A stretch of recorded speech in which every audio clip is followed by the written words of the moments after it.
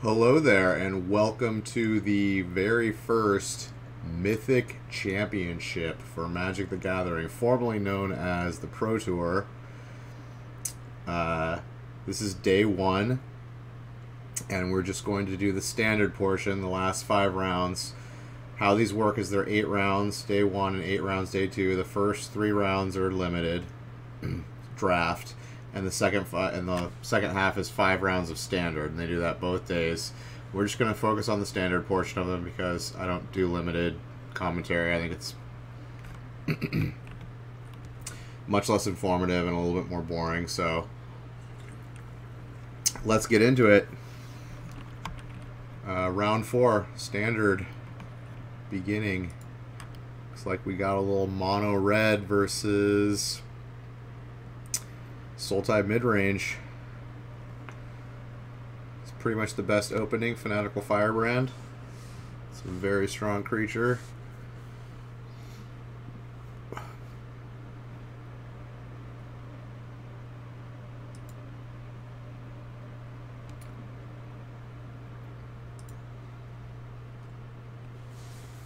The Sultai deck is not the greatest matchup for red. Sultai and Esper are probably the worst matchups for mono red, but red can still beat both of those decks. It can come out so fast that it just stomps on it. Basically, the red player wants to avoid Wild Growth Walkers and with Explore creatures so that the Wild Growth Walker gains them 3 life per Explore and gets bigger. And it looks like he doesn't have a Wild Growth Walker, so that's good. This is already a good sign. And he's going to kill the Jade Light Ranger before it gets its counters. When the trigger's on the stack, he's going to shock it, because it's just a 2-1 at that point. So he's just clearing the way. He wants to keep it on attacking in with his guys with no blockers. So red's looking really strong. Oh, it looks like he does have a Wild Growth Walker in his hand. He decided not to play it. Okay. It's interesting. I guess he's trying to preserve it. He's trying to preserve it so that the red player can't kill it the second it comes out. He's trying to make it so he can two spell on his turn and like play the Wild Growth Walker and then an Explore creature, so that it's out of, you know, bolt range, or, you know, skewer the audience, lightning strike. Not actually the card lightning bolt, but 3 damage direct damage spells that can kill it. So he's leaning hard on this Wild Growth Walker. He's slow rolling it because he wants to be able to, yeah, next turn he's going to put out the Wild Growth Walker and then put out the Branch Walker on the same turn.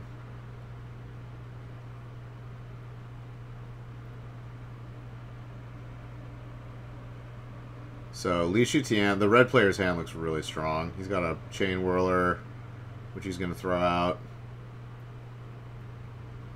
2 shocks and a Wizard Lightning, yeah. This is probably going to the red player, I would say. Like, with him with no board presence, he's already to, what, 12? Yeah.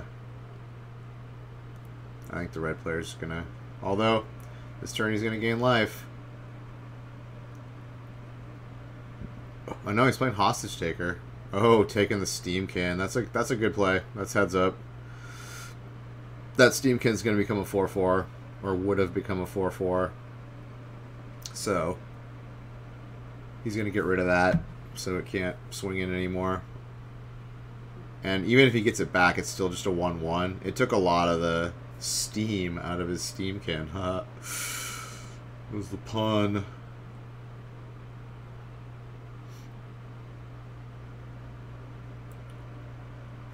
So he's going to Wizard Lightning it. Swinging for 4. Now he's going to play Wild Growth Walker into Branch Walker. He's got a lot of lands in hand, but this play is still really strong. I mean, it's going to gain him 3 life. Oh, he had a Jade Light Ranger too. So he's going to gain 6 life. Okay, this is really bad for the red player. Really bad. Oh, and he has Hydroid Crassus on the top. Yeah, so now Javier Dominguez, the Sultai player, is favored. Absolutely in this position. He's got 2... The red player has 2 shocks in hand, which is not ideal for this board state, because the Wild Growth Walker has 4 toughness. So he's going to have to use, or it has 5 toughness. He's going to have, he can't even kill it with 2 shocks. So he needs to find, like, He needs to get the Wild Growth Walker off the board. He absolutely cannot let him gain any more life with it, or he's just going to lose.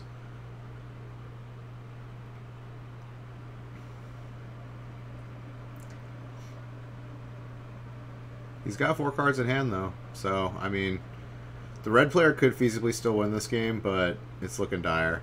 Oh, he's just got 3 shocks in a mountain. That's not great. Yeah, and the J-Light got double hits. So it's a 4/3, yeah. He really needed a 3 damage spell here. Like a lightning strike.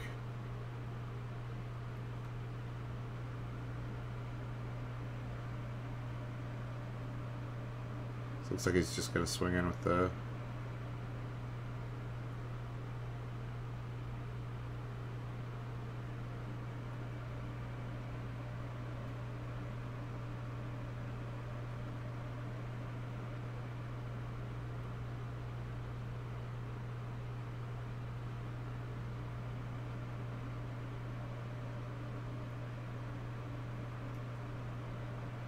Okay, if he blocks with the Wild Growth Walker, he can get an easy shock and first strike damage off on it, killing it, but I doubt he's going to block the Chain Whirler with the Wild Growth Walker. He's probably going to block the Steamkin with the Wild Growth Walker and just take the 3 from the Goblin Chain Whirler, because he doesn't want to just risk... He might just not block at all. He'll probably block the Steamkin. I think he's going to block the Steamkin. I'd probably block the Steamkin. Yeah.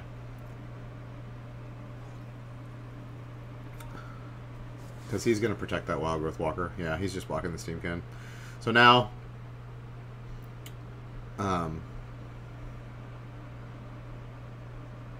he's probably going to triple shock the Wild Growth Walker. Like I would not... Yeah, he's going to triple shock it. Yep. And then the Steamkin's gonna trade with the Jade-Light. Yeah. Oh no, he's gonna okay. He's just gonna double shock it. Okay, that's a better play. That's a better play. Although, I don't know. Getting rid of the Firebrand, he's really low on cards now, so like he kinda needs all of his damage sources. I mean, he knows the Crassus is coming out. So I guess it makes it so he can still attack with the... But you see, if he had kept the... I don't know. It's kind of a toss-up whether you want the Firebrand or a shock in your hand. I kind of like the Firebrand because it's another way to deal damage, but...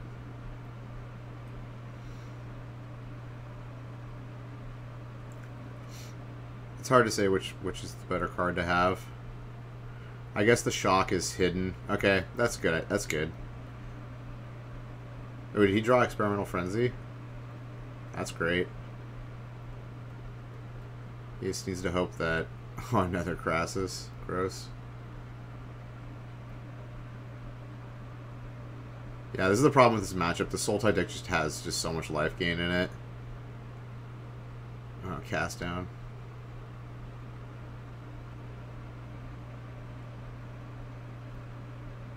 I don't know what the other card in his hand is. Yeah, he can't trade off the Pyromancer at this point. He's got to have a way to push through the remaining damage. Yeah, and he's going to gain, what, 3 life off this Crassus? Yeah, and draw another 3 cards. Yeah, I think it's over. I don't think there's anything the red player can do now. He would need Experimental Frenzy. He would need a powerful card. Because he's just going to get smacked in the air for 6 until he dies. There's no way he's going to be able to do enough damage.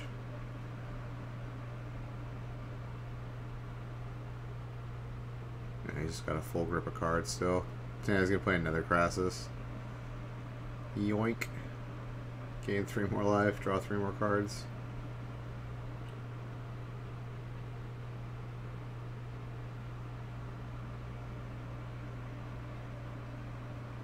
It's pretty disgusting.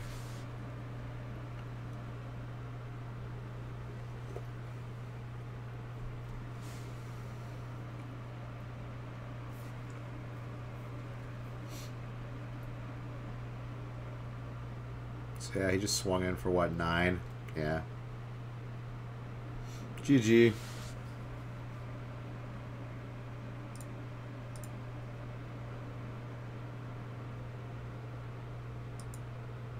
They even look at the sideboards. Oh, they're not even gonna look at the sideboards. Okay.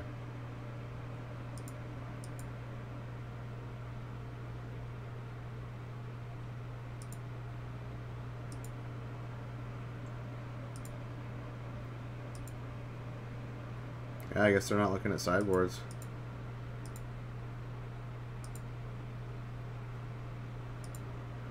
Guess we're not doing sideboard commentary. But he's gonna bring in like lava spikes or lava coils so he can take care of like the wild growth walkers and some other threats. Yeah, he's got a lava coil in his hand. He definitely boarded those in. Yeah. Swing in for 2. Light up the stage. Card is bonkers. Ooh, he gets 2 really good hits too. He's going to be able to play both of those next turn.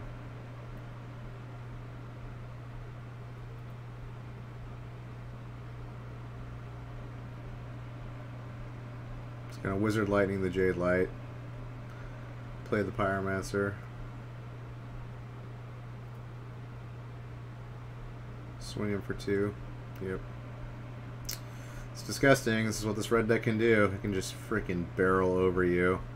Get card advantage with Light Up the Stage. No looking back. Get it done. Oh, he finds back both of his creature. Yeah, I don't think it's enough, though. I think he's just dead this game. Oh, yeah. He's just got action. Okay, well, he has the cast down. That's decent. It's like he's got a Vivian in hand.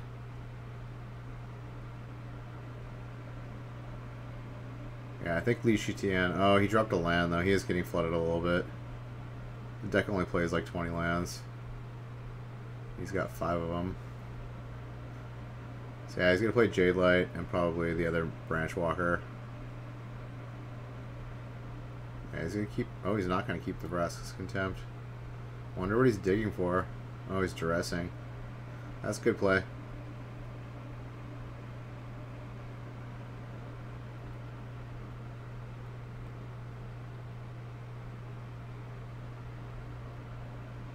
Yeah, they're both 3 damage spells. He's probably going to kill the Jade Light Ranger. Oh, he's not.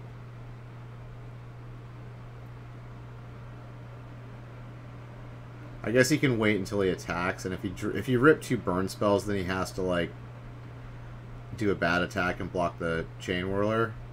Oh, he drew a mountain. Ouch. The Flood. The Flood's never fun, especially with mono red. Your cards are just not powerful enough to get the job done. You need to draw action. I mean, he hasn't lost yet. But if the Soul type player gains life in like the next turn, it's going to be very difficult to win. Like if he drops like a Wild Growth Walker, he doesn't have a... Okay, he's got Vivian, he's got Fine Finality, and a Branch Walker. Okay, it's not over yet.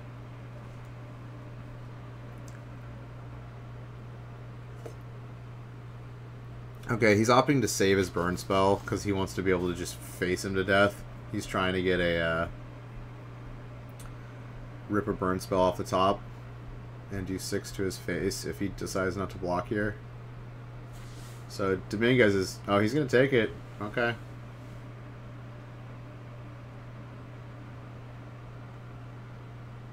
I mean, he did hesitate before he attacked, so maybe he's reading him and knowing that he doesn't have 2 burn spells.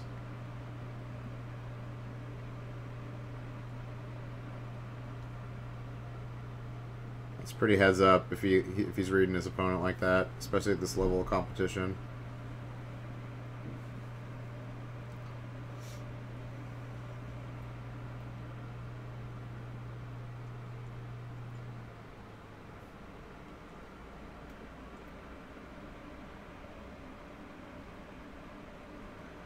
Gonna Chain Whirl, that was a good draw, especially on the 1 toughness.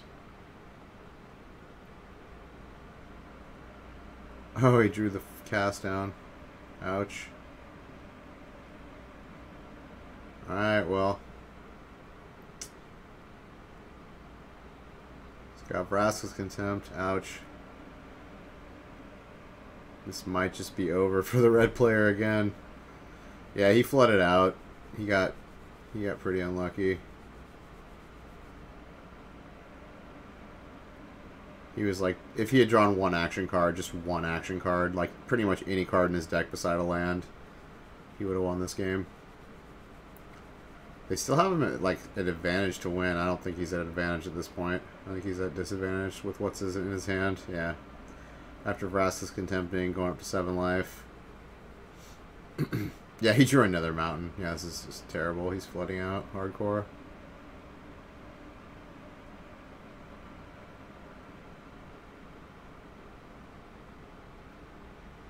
Yeah, he's got like no pressure on him right now. So he's just dropping Vivian Reed. He's like, I don't care. I'm not going to drop creatures. You can't kill me. Oh, and he gets the Wild Growth Walker.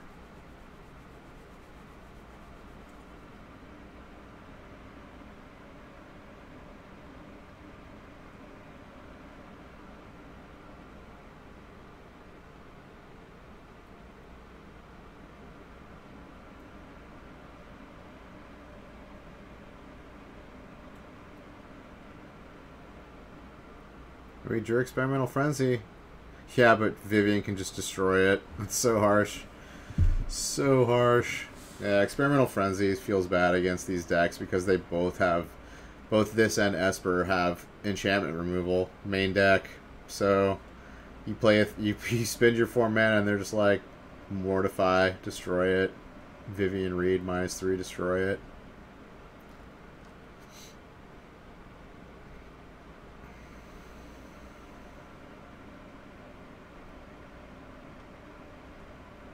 Yeah, they're both on the same team, too. Hallelujah, sword. Hallelujah. Sword. Ken. Oh, and he's got the freaking duress, too. The second duress this game, yeah. Yeah. Red, you got pummeled, buddy. You got, oh, now they're switching the advantage bar? I think it should have been switched quite a while ago. Drew 7 lands. That's unfortunate. A 20 land deck. For almost half his lands. Ah, the infamous D12. I think it's hilarious that they use D12s for... Wow, he can't even play the top card. Is that another land?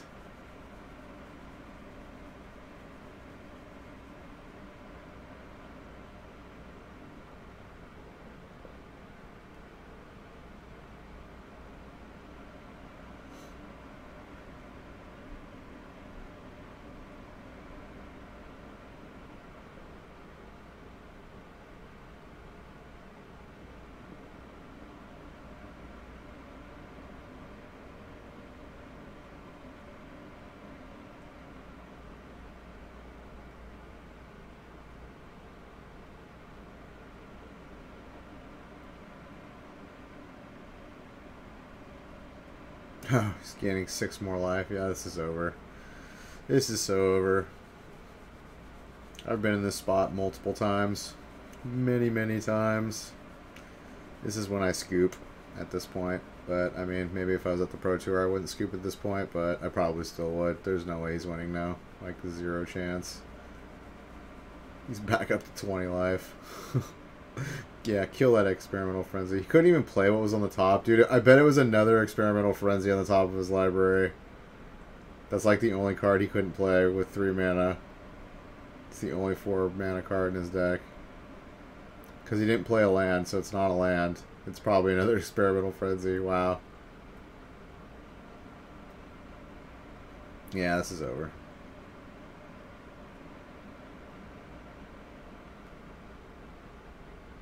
So swinging for 10. Put you on a 2-turn clock.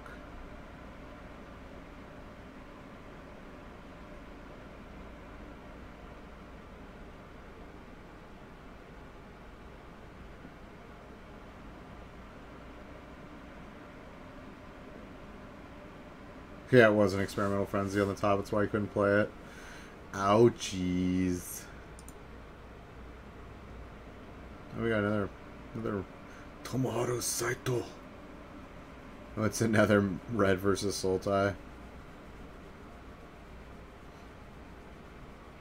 And he's flooding out too. Flood equals loss with this deck.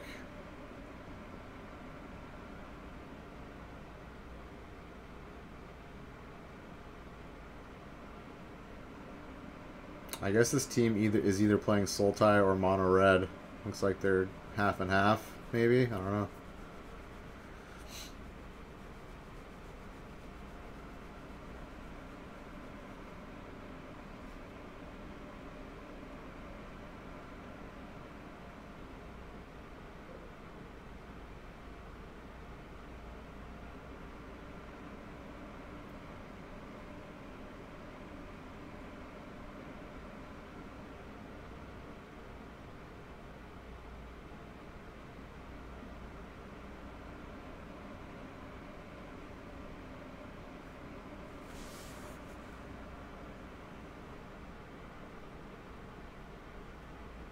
Yeah, this game's over right now, too. They don't have the advantage bars up, but... Well, he's at 9 life. I mean, I guess he could theoretically still win if he just, like, top decks the rest action. But if he draws any more lands, it's over.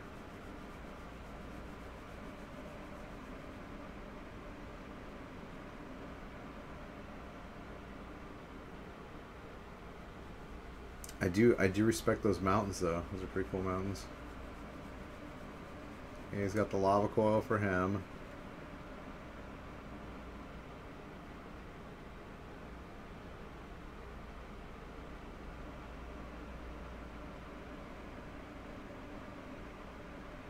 Oh, he drew another land. Ouch. Yeah, I think this is over.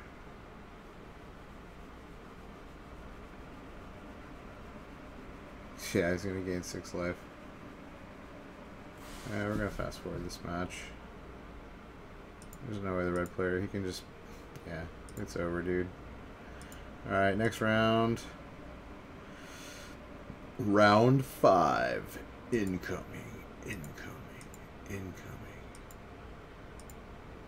Mono blue tempo. The deck's exactly the same as it used to be, except it has Terramanders now. Oh, and it plays like, what, one of that counterspell? Essence Drain instead of Essence Scatter.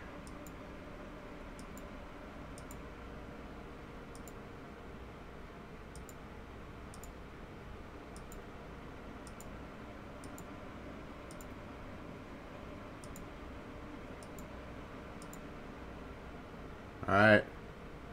Round 5. Mono blue versus Sultai. Oh, and he's got the God Start. Mistcloaked Herald into Curious Obsession. This is exactly what this deck wants to do. Oh, but he's not protecting him. If he's got a removal, he's definitely killing it now. Yeah. Get that shit out of here.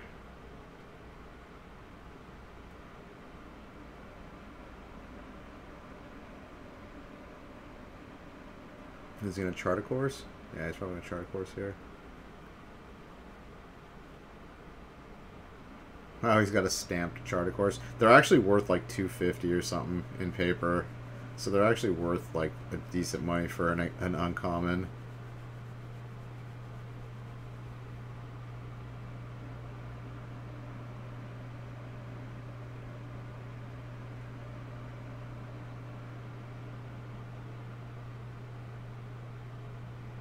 Alright, well, Reed Duke missed a land drop, so that's not good. But he found another Curious Obsession. He really wants another land, which he drew. Storm Tamer, yep, that's solid. So now if he has a dive down, he has 2 ways to protect his guy. He probably only needs the 1 protection.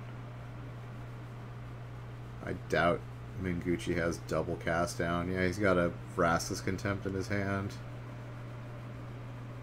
But that's just going to get countered by Storm Tamer if he tries. Yeah, he's got him in the lock position. This is what the blue deck wants to do. Like now, in order for the soul type player to to dig himself out of this position, is he has to have like double removal, because he's never gonna leave his Curious Obsession guy exposed. So yeah, it's probably this game's already decided, because Sultai just its removal is too clunky. Like it's not gonna be able to two spell him, and he's missing land drops too.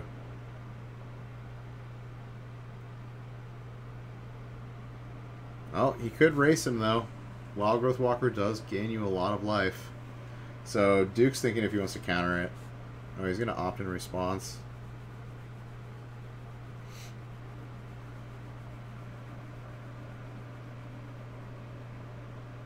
He's going to counter it, yeah. Oh, no, he's going to Merfolk Trickster it. Okay, yeah, it's over.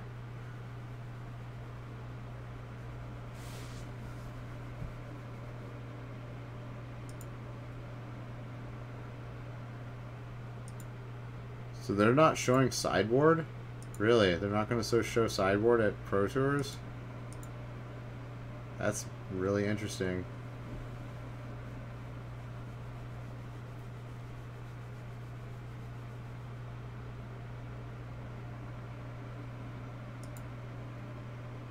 I guess they're just all about just showing the action. So they've got multiple tables set up. Game 2.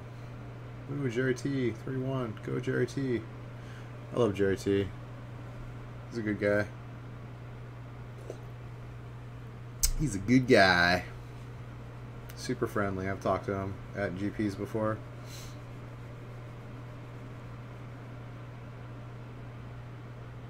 Oh, looks like Mingushi mulliganed and doesn't like his hand. Maybe. He's keeping.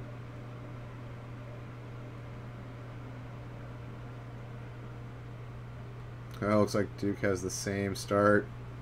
Gross. He's gonna Curious Obsession it. Oh, it's so good. So good. This blue deck's so good. And it's so budget, too. Deck's only like $50 or something, so I respect that. The Gates deck is totally budget, too, and that deck's pretty good. I think the blue deck's considerably better, but like the blue deck's just like really good against Sultai, really good against Esper, and those are like two of the most popular decks. And I think it has game against the Taking Turns decks too, because it has counter magic and interaction in addition to like a decent clock. So this might be one of the best decks in the format right now. It just won a freaking Star City Open last weekend, or was it the weekend before last? It was the last Star City Open standard. And he's got Trip Cast Down, but no mana. He can cast one Cast Down, but he's probably going to get Dive Downed or countered. This just feels bad, man. It feels bad playing against this blue deck when, like, you know you just can't do anything. By, like, turn 2 or 3, you just know you're hosed. Okay, he's going to try to Cast Down it during his upkeep. He's going to Dive Down. Yep. Okay, he's only got one more Dive Down, so I guess if he can, like, somehow, like, yeah, I don't think he's going to win. Although he's got 2 Branch Walkers swinging in for 3 each. That's something. Okay, yeah, he has to throw in a Defender. So he can't protect his Mistwalker now.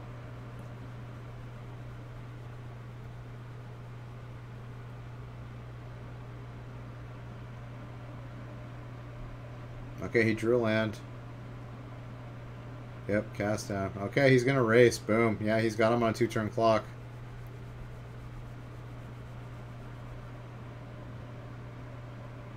He might leave one of those back. Yeah, he's definitely going to swing in and draw the card. Play a land. Play Tempest Gen. Have 2 up for Essence Capture. Like, I don't know how much I like Essence Capture. I don't know. I don't know. I don't know.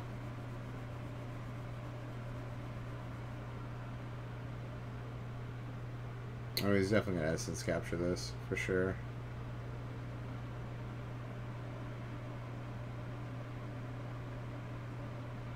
Yeah, Crawl Harpooner is great against this deck.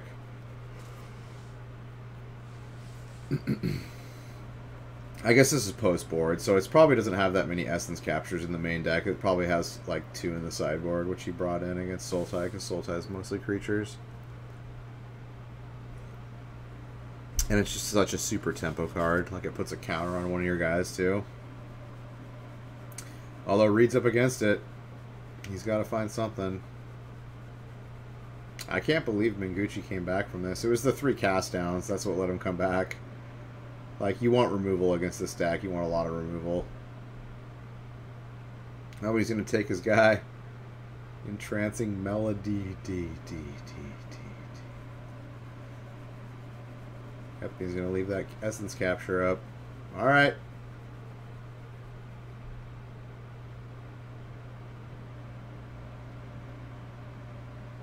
Yeah, he's definitely going to Essence Capture this.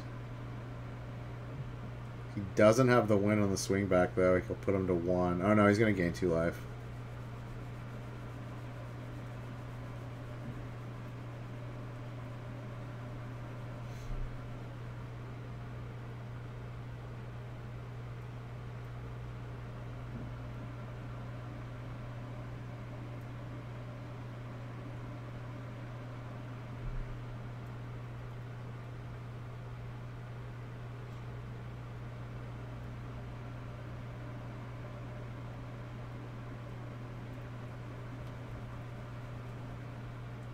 Entrancing Melody is great.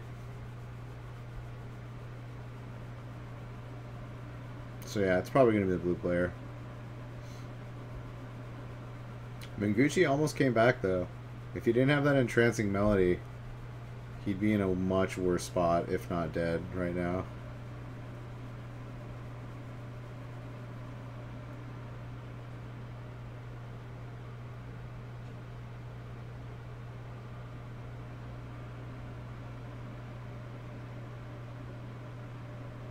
Yeah, now he's got Surge Mare, which has can't be blocked by green creatures.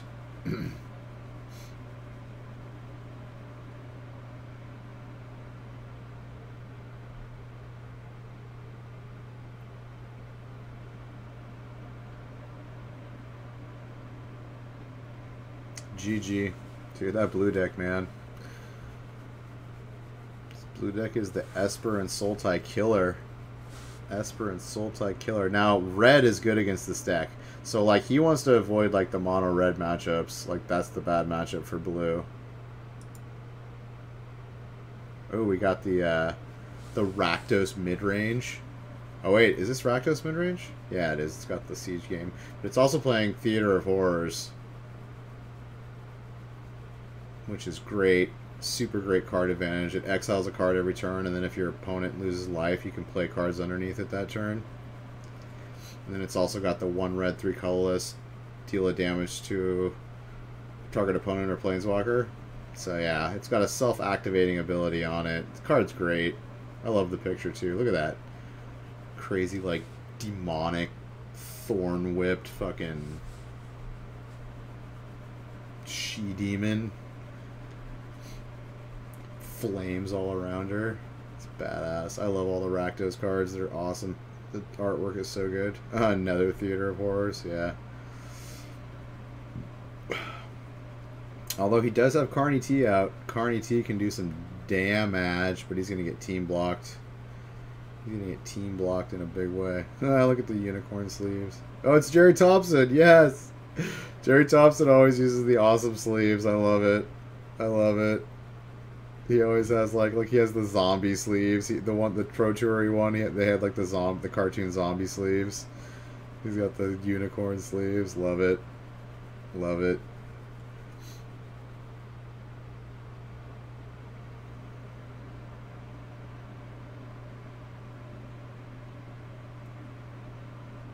Yeah, I was watching his stream and like he didn't know what he was gonna play. Like I was watching it yesterday, I think, or the day before at some point. And he had no idea what he was going to play at the Pro Tour because he was playing in some MTG Arena event. He's like, I'm kind of glad I didn't top 8 this MTG Arena event because I need to figure out what I'm playing.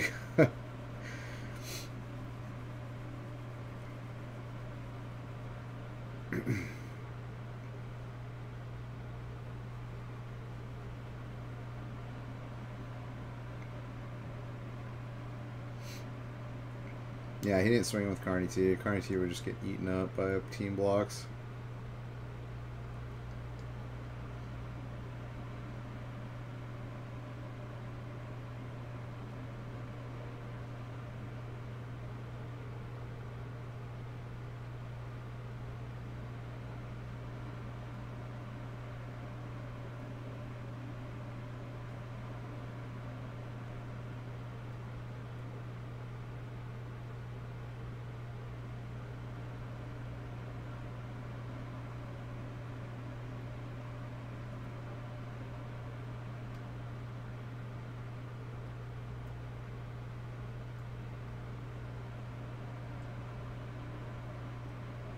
Nice, you're gonna...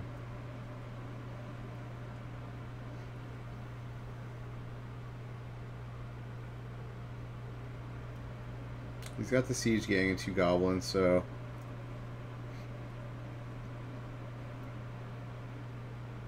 Well, 3 Goblins technically if he wants to kill the Chain Whirler, but... He could throw 2 Goblins at the Jade Light. I don't know. Jerry's got a handful of cards, yeah. He's gonna throw out, what is that, Vivian? Or Hostage Taker.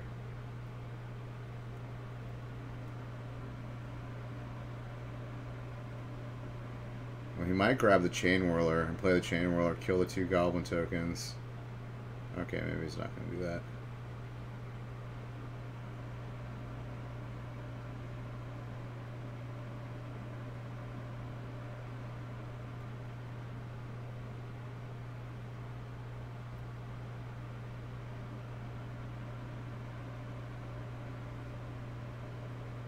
Yeah, since he tapped all his mana out, he can't sack any goblins. Yeah, he's gonna take the Chain Whirler. He's gonna play the Chain Whirler. It's gonna kill the 2 tokens.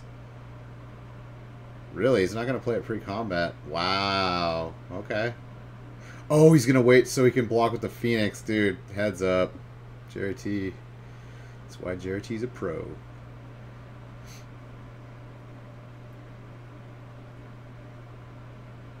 So yeah, he's basically trading. This is interesting.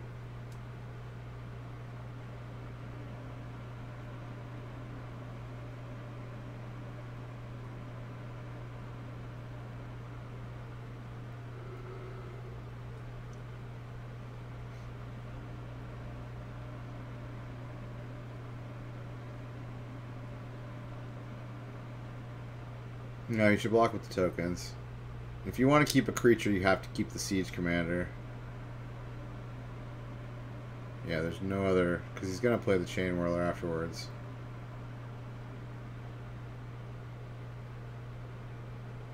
Okay.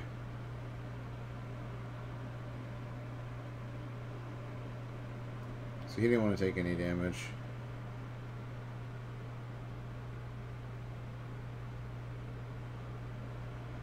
Yeah, gets rid of the token now. Sick. Hostage Taker is sick. That was like, that ended up being like a 4-for-1 or some shit with that Hostage Taker play.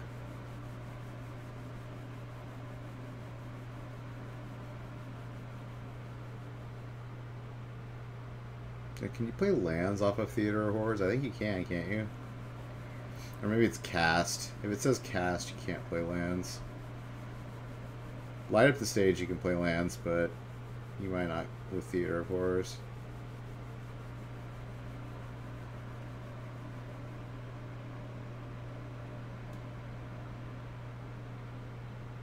Oh, you can play. Okay. So it says play, not cast.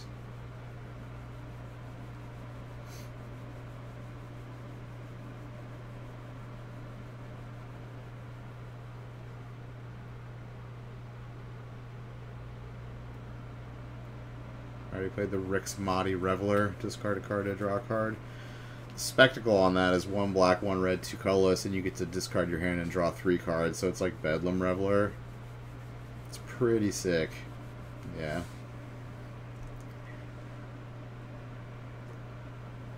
He's juggling those flaming skulls.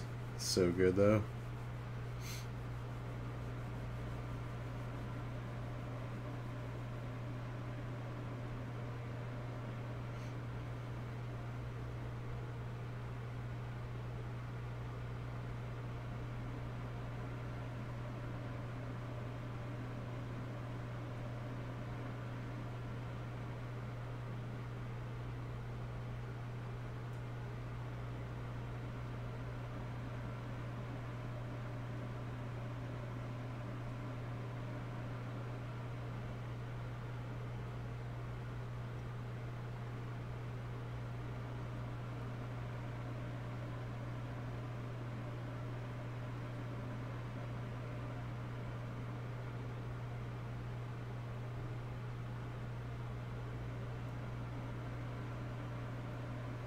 Major 2 removal.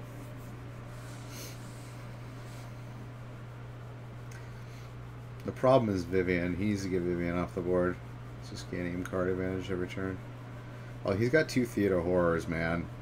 He's getting that card advantage himself, but he does have to pay like 4 to use it every turn.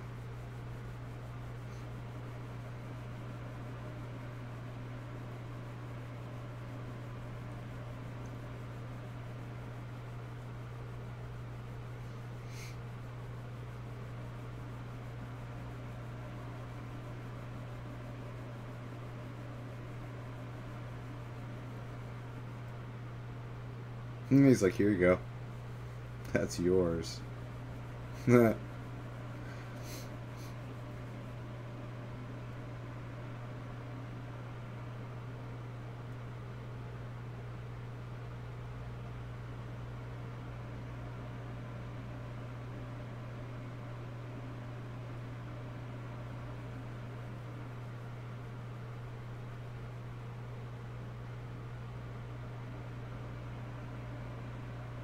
Cast down works.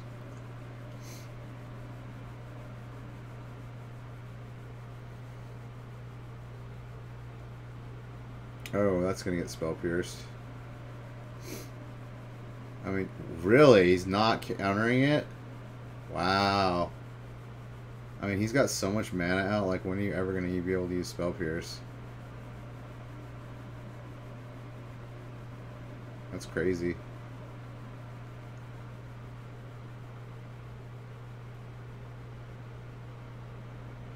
Oh, he wants to use Memorial to Folly. Okay. That is why he did Spell Pierce.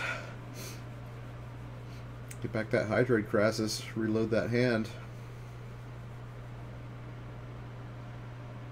Oh, he didn't even go after Vivian. Crazy.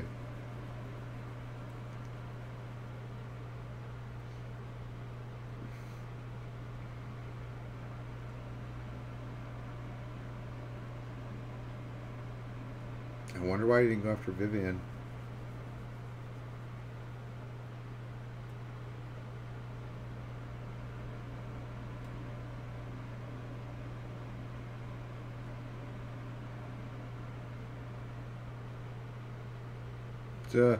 Double hostage taker. Gross. Okay, he's gonna kill one of the theater horrors. Yeah, I'm uncertain why he didn't kill Vivian. Vivian's just like too powerful to leave on the table. Well, he couldn't have killed her. He could have brought her to 1 counter, but he wouldn't have been able to destroy one of those theater horrors.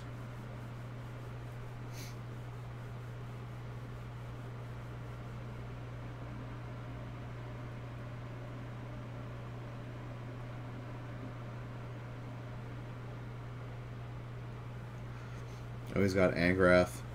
Oh, Spell Pierce. Oh no, that's a Disdainful Strike. I thought it was a Spell Pierce. Okay, never mind.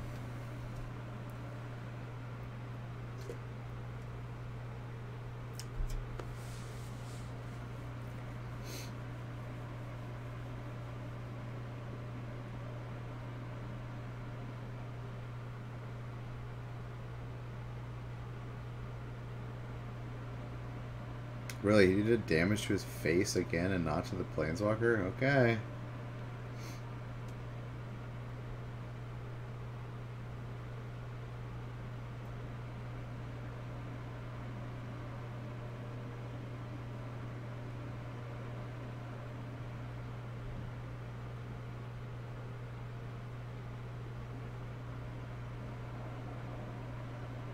Yeah, he's just gonna like get rid.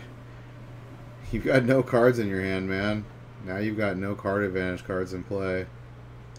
Yeah, I think that was a really bad move to not go after Vivian. Like, I mean, you're playing against a deck. Sultai is just a deck of card advantage. Like, all of his cards are like 2-for-1s.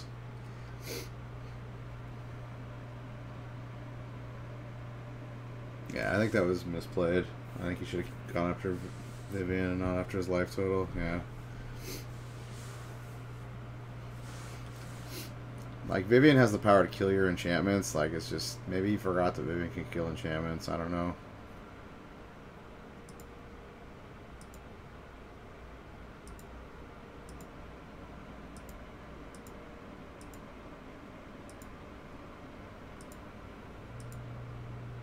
Oh, Sultai. Looks like Sultai mid-range is the deck. Sultai mid-range is definitely the deck this weekend. 107 of them. Mile 71 Nexus of Fate decks. 62 mono white aggro. 60 mono blue at tempo. For only 45 Esper control. I guess control always people shy away from in big tournaments. Wow, there's still 30 Is It Drake players. I don't think Is It Drake's is very good right now. 28 red aggro. 18 Rakdos. 10 Selesnya. 10 Group. Oh, people are playing. 7 people are playing Is It Phoenix. Esper mid-range, Grixis mid-range, Gates mid-range, Mardu aggro, other. These are just like, there's a lot of powerful cards. That'd be cool if we saw some weird deck that no one thought of.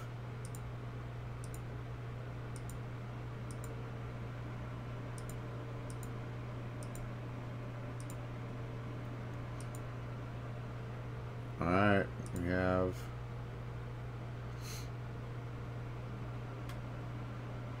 round 5-er.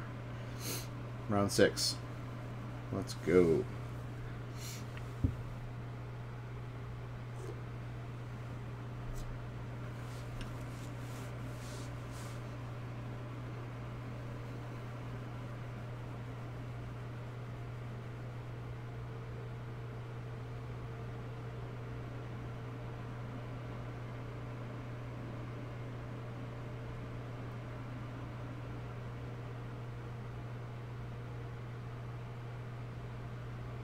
Looks like we got a Sultai mid-range mirror. Oh, this one plays Druid. You don't typically see Druid much anymore. Which is kind of odd. Druid is very, very strong. And Thought Erasure incoming. Oh, you got a whole lot of lands. Probably taking the Crassus here.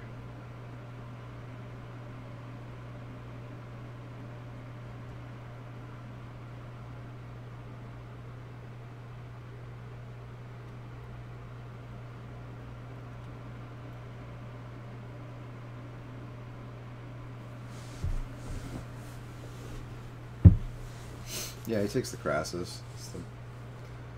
It's always an easy pick.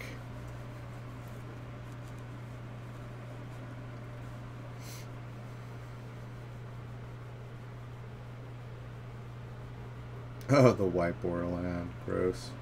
Gross. Get shit out of here. And some people like say like, oh, it's easier to find your basics if they're white border. No. Especially when you're not playing fetch lands. Get out of here. Get out of here with your gross white Borderlands.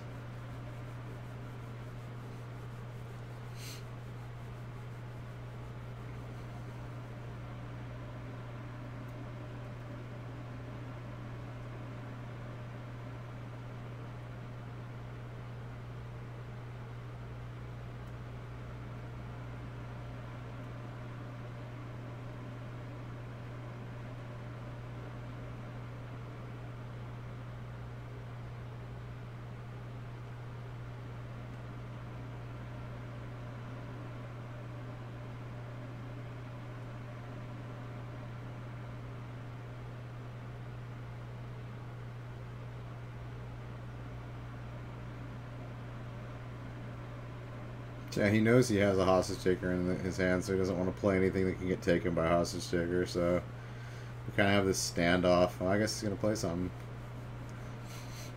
Crassus for 2.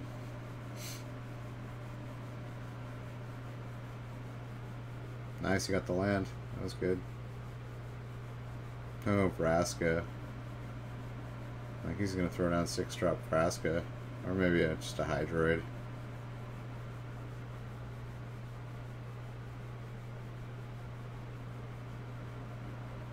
Yep, Hydroid of his own.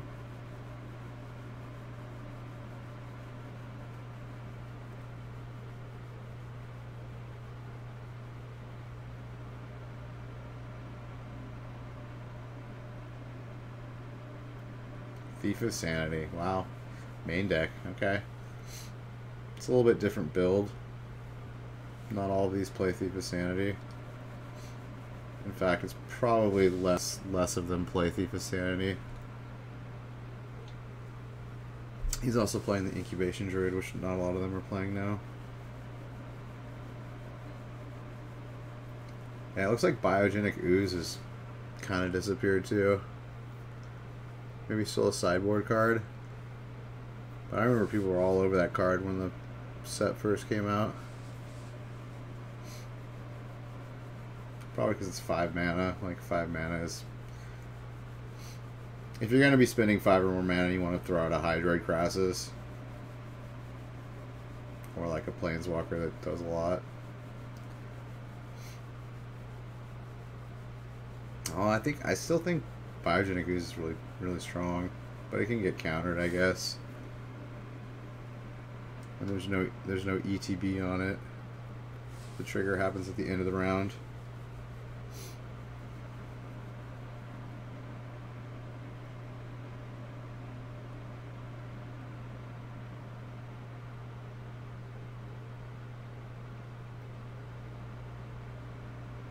Yeah, he's like, you kill my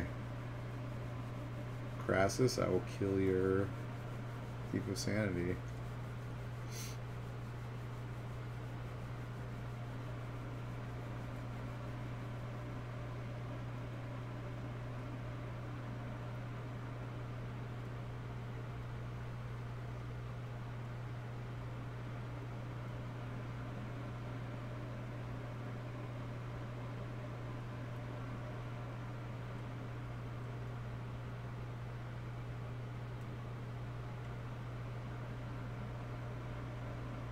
Yeah, there's no reason to not Hostage Taker here. If he kills the Hostage Taker, the Crassus comes back with 0 counters on it.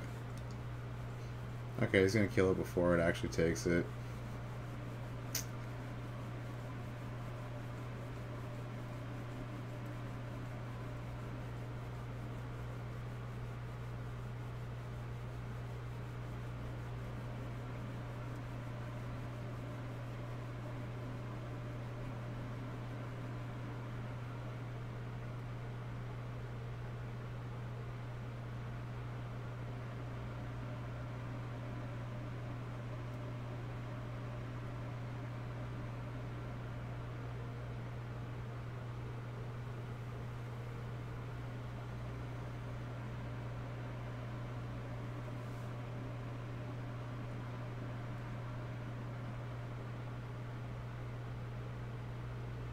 Yeah, I think Pyotr Golgowski mulled to 5.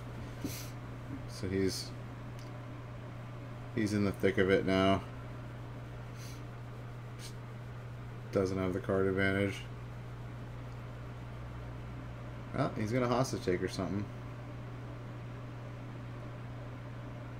And then play it.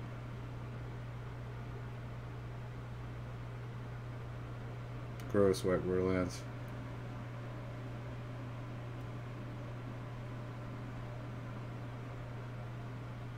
Getting in there.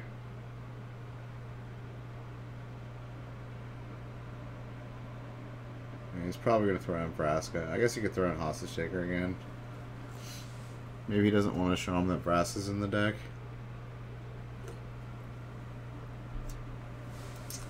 Although Vraska now would be devastating. Oh no, he's just going to Crassus for 7. Draw 3 cards, gain 3 life, into another Crassus. Card is bonkers.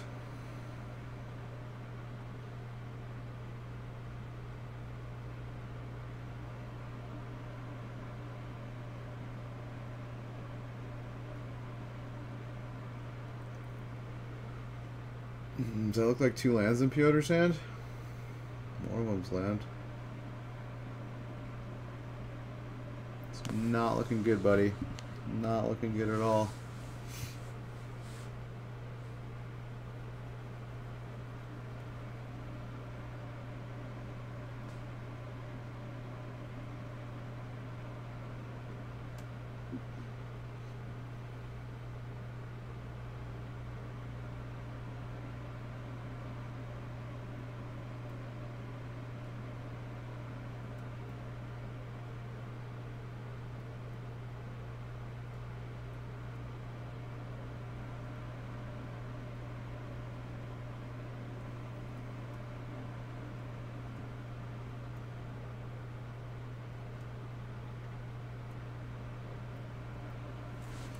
I just realized like the picture of Assassin's Trophy is like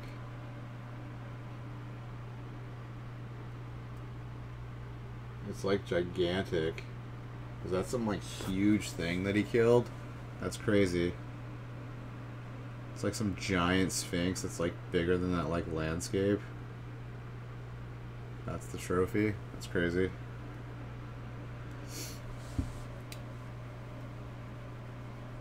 I never noticed that perspective.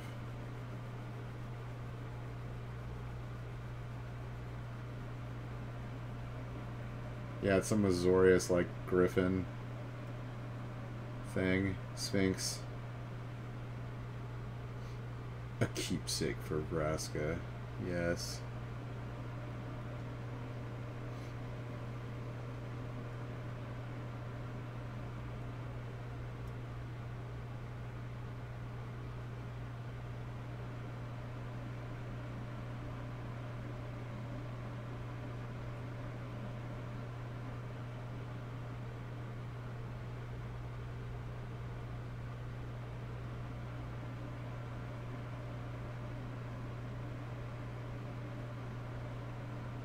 Yeah, this is over.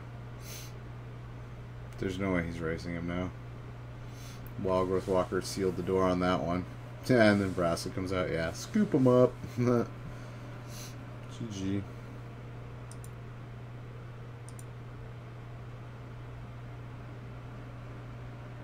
I wonder why they're not showing sideboard.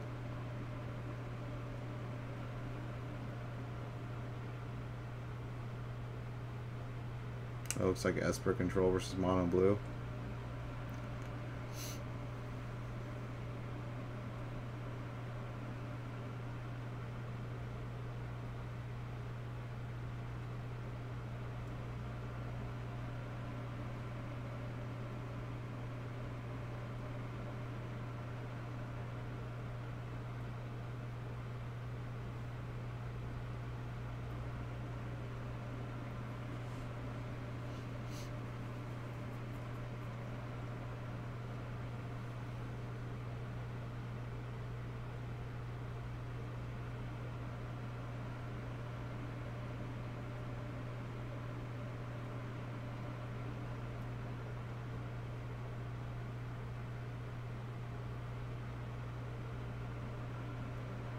Negated.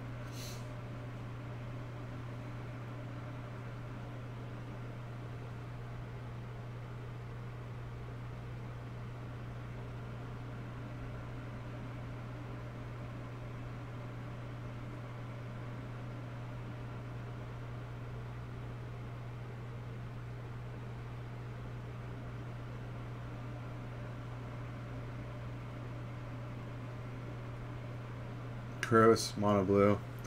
Mono blue is so good against Esper. Because that's like all they got. It's like, does my board wipe work? Countered. Nope. You die.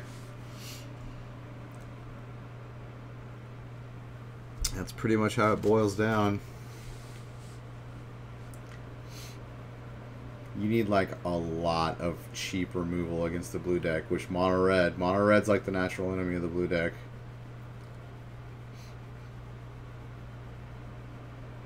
Alright, we got game 2.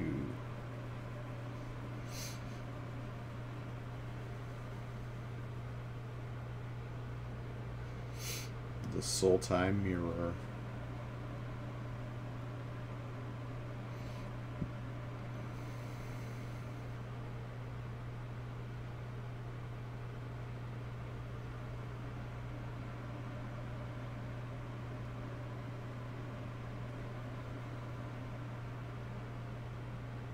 So, 4 lands in hand, that's all he's got. Ouchies.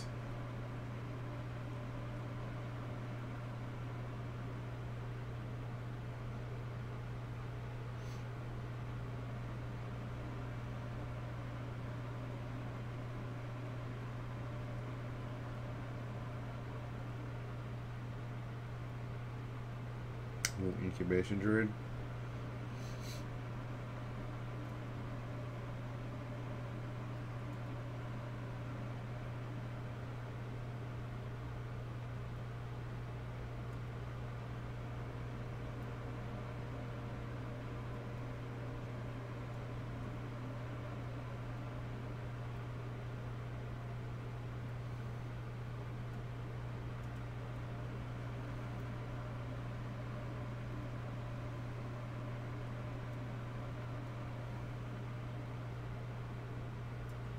finding back Llanowar Elf and Hostage Taker. Guess he's got nothing. It's better than nothing.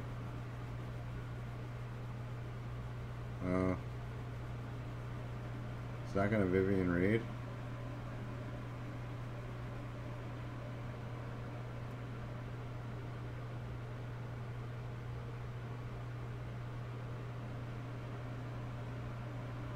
I guess he wanted to protect his druid. Okay. Protected his resources.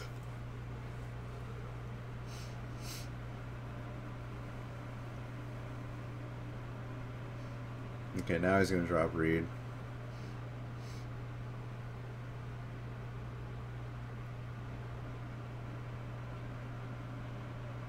Looks like he drew 3 lands and another incubation druid. Yeah.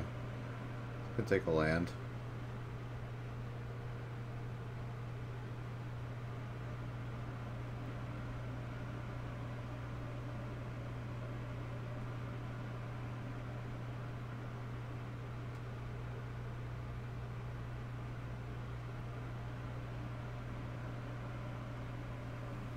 He's gonna shock himself though, put himself down to 11.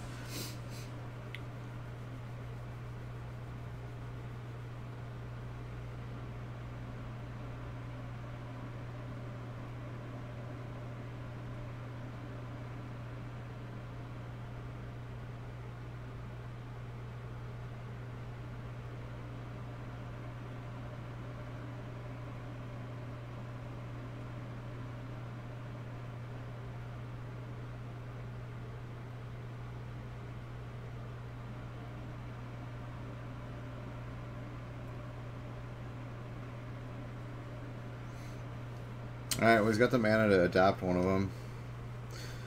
So he's going to block adapt if he attacks.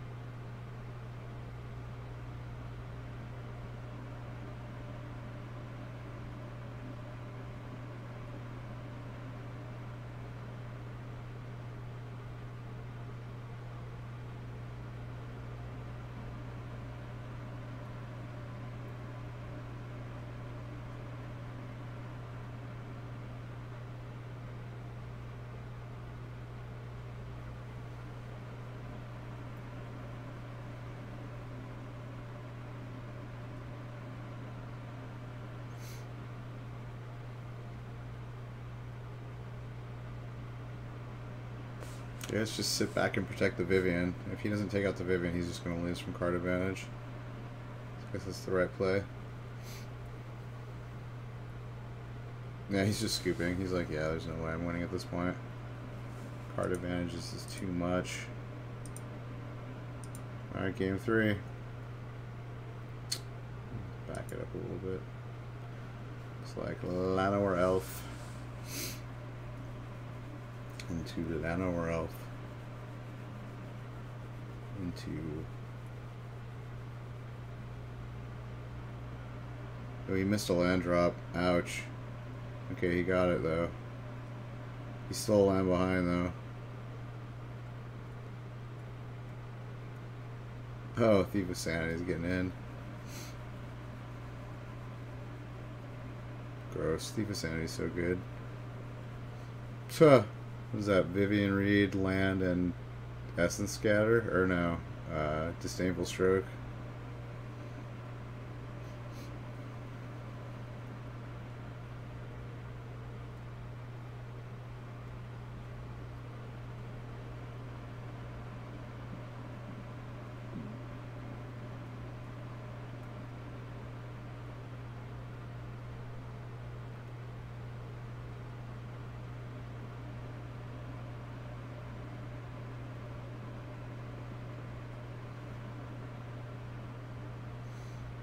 Dude, he would love a finality right about now. Right about now. And he's got a hostage taker.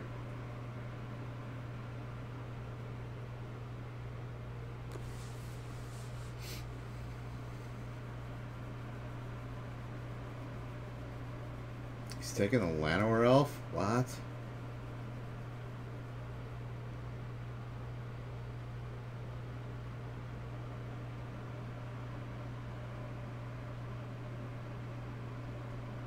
I mean, he hasn't seen his hand. Don't you want to go for like the... I don't know. You gotta get rid of one of those Thief of Sanities at least. I think these are busted. Oh. 2 crasses.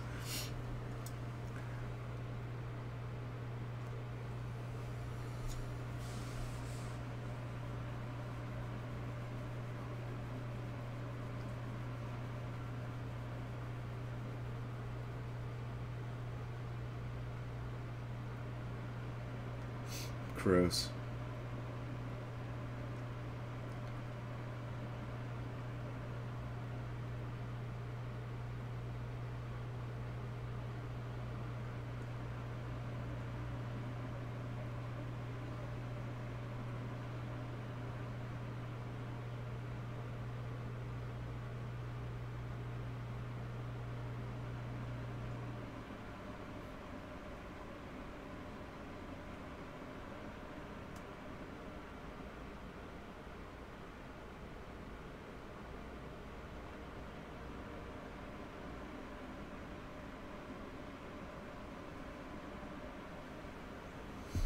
Deep in the tank. Looks like he's going to play Vivian Reed. Shoot down one of those thieves.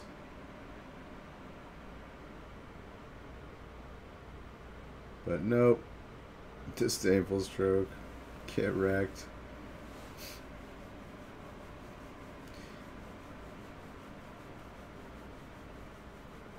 Oh. Cast down too. Yeah, I think I saw part of this game earlier when I just randomly flipped it on today. I saw like 5 minutes of this game.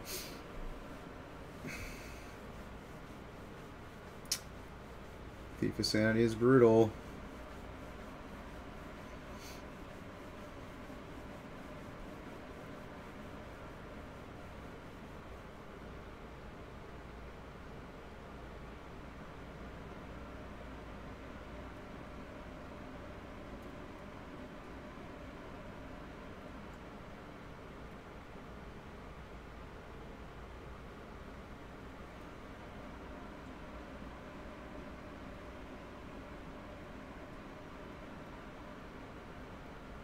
So he took his Llanowar Elf back.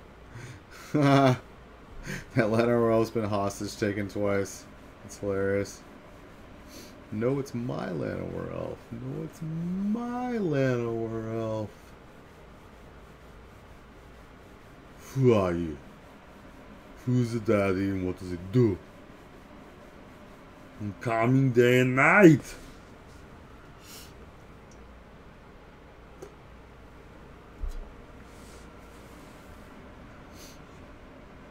He's like, you don't have to separate the piles. They're all exiled by him, and any one of them can play the cards exiled by him, so...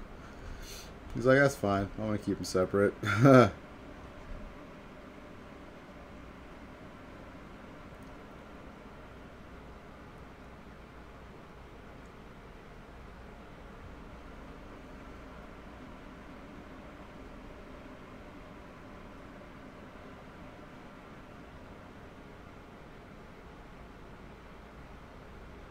Dude, hostage the hostage. Okay, he's going for like maximum card advantage right here. He's going for the 4 for 1. Or the 5 for 1, rather. Hostage taker, the hostage taker.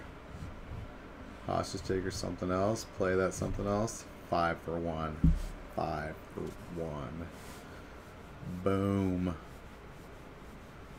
I don't think that hostage taker is living, though. Let's use one of my 20 cards in exile that I can play. I'm pretty sure he's got a cast down on one of those piles.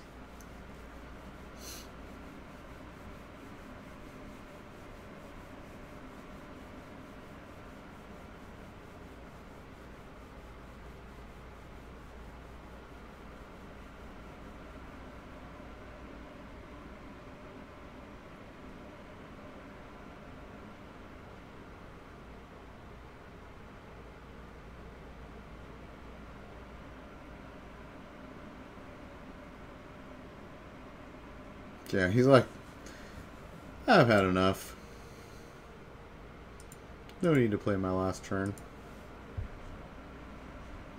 Musashi, yes. Ken Yukihira is so funny. That guy's hilarious. Strike and oppose.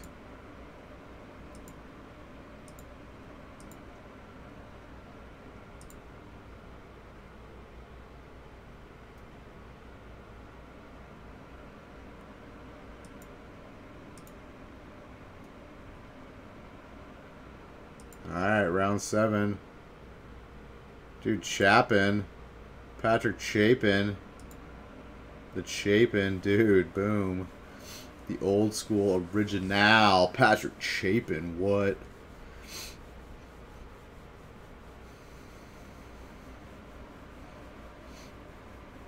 Hall of Famer.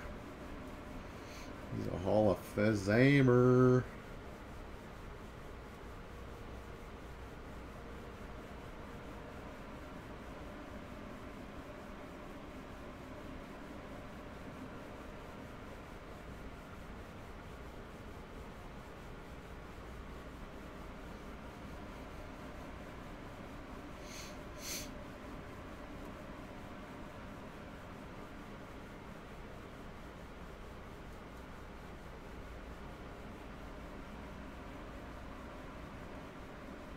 God, Wild Growth Walker is so busted. So busted.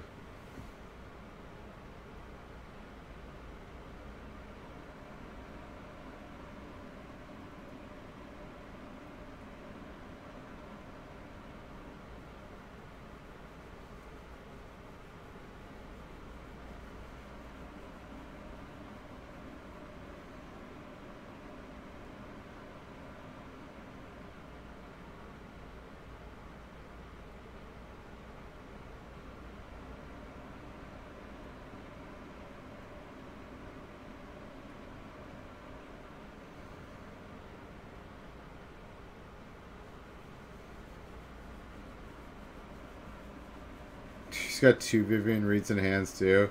He kept that one on top. Why? I don't know. I'd probably ditch that. I mean, you don't have your 5th land. I don't know. I guess he realizes that. Well, if he knows he's playing against Esper, it's all about the card advantage. So maybe he's just like keeping around all of his card advantage cards.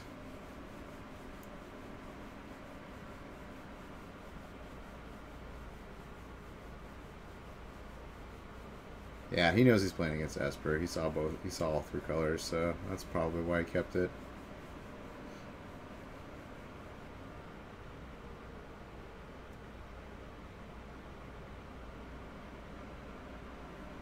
I like Chapin how he spreads out all his cards. You can see all his lands clearly. He doesn't stack them on each other at all.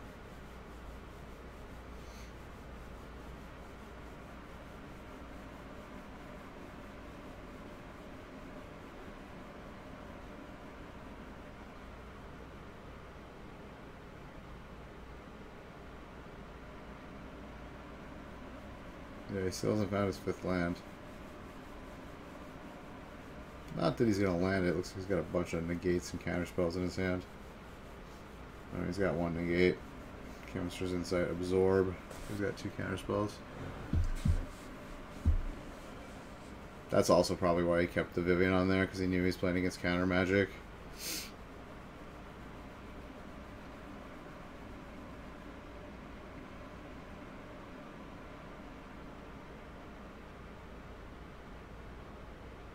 Ooh, absorbing, yeah, he can't let that thing get too big.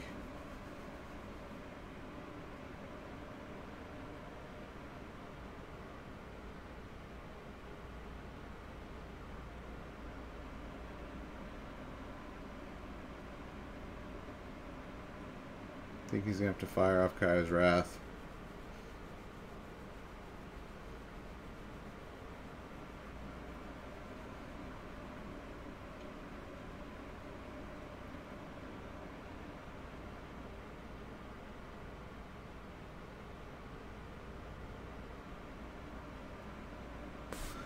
What is she even doing in this picture? She's like stabbing him in the neck and then like, is she just like phasing around, stabbing them all? Okay. It kind of looks like the little whistle arrow from Guardians of the Galaxy that Yondu has. And it goes and just fucking like shreds everyone. Fucking punctures their fucking vitals.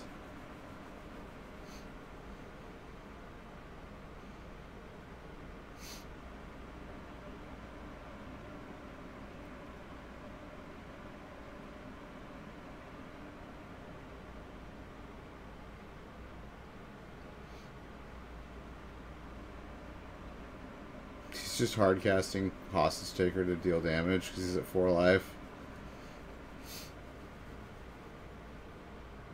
Another Kaya's Wrath.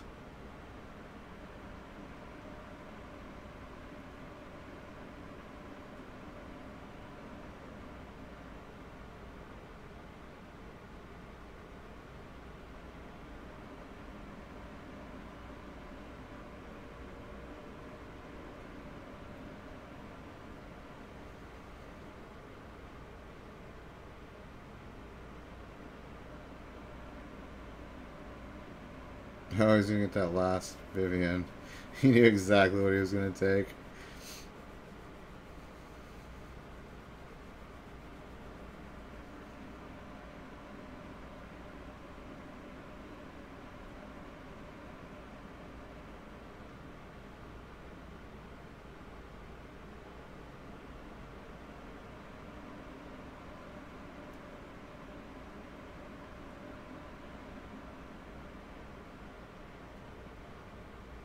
Mortify. Mortify! Oh, he's playing Kaya? Wow. He's playing 3-drop Kaya Planeswalker, huh?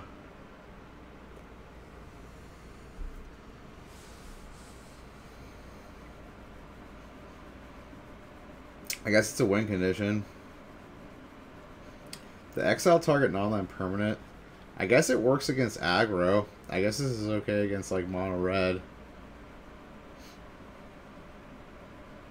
Because your tick up gains you life. And then you can exile like one of their 1-drop creatures. Okay. I can see it. Even though red's like a good matchup for you already. I don't know.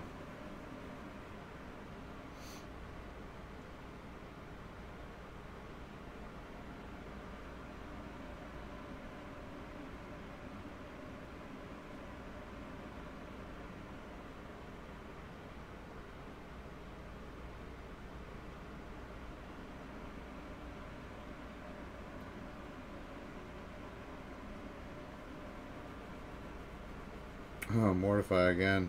Gross. Alright, the Esper player is in pretty good control now. Yeah, he's shooting another Chemistry's Insight.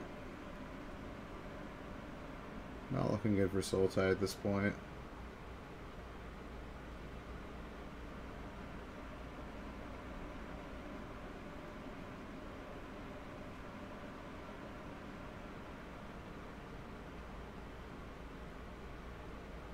Gaining life off of the Kaya. Orzhov Usurper.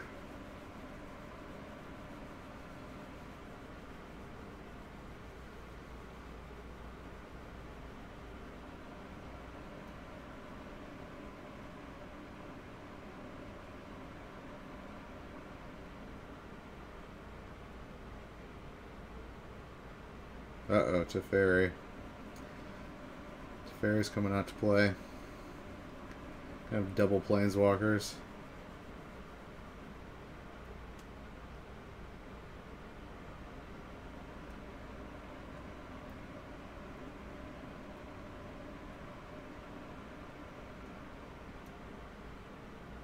Gross.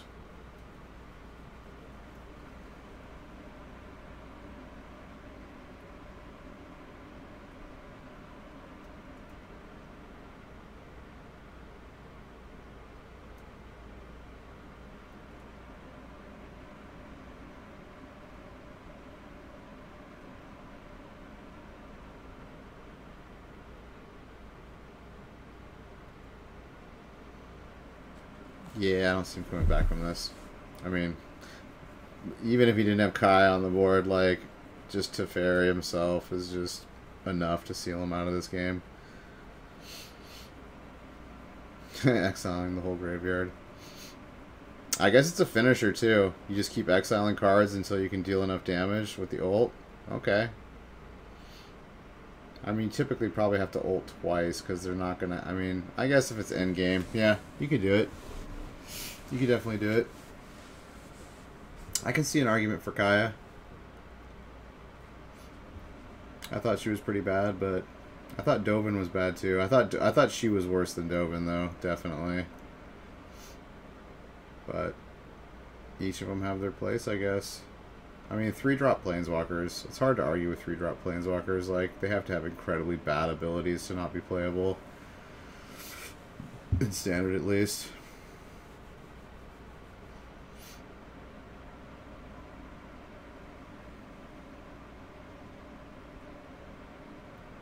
Okay, now he's got Escanta flipped.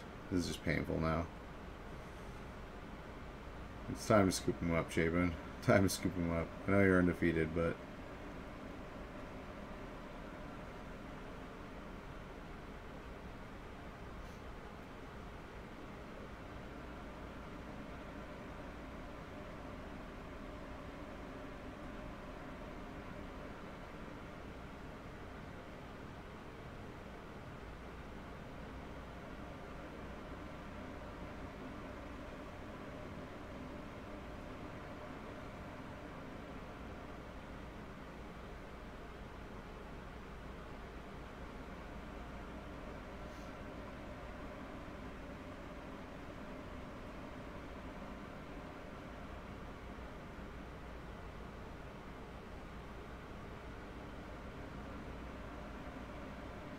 Okay, scooping up now.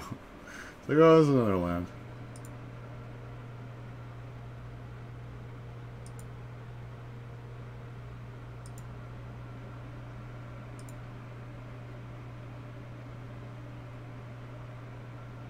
Slater Claudel. What's up, Slater?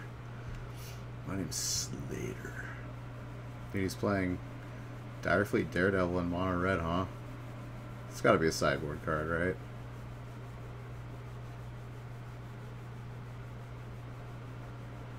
Oh, there's Ooze. There's the Ooze. I spoke too soon about Ooze.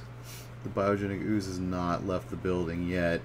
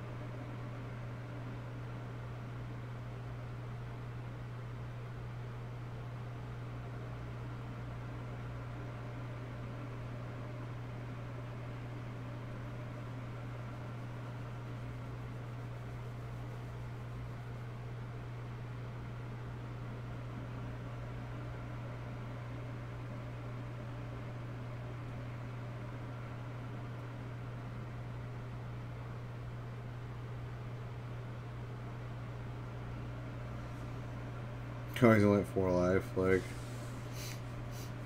Oh, he did not want to draw that. He wants to draw Burn to the face. That's always the feels bad when you draw Steamkin. Like, late game. It's like the worst card late game. A 1/1 for 2. You're just like top decking, you're looking for like Burn of any kind. Anything that deals face damage. Ooh, he's gonna bounce his own Crassus. Gain some life. Ah, this is bad. Slipping away. Slipping away.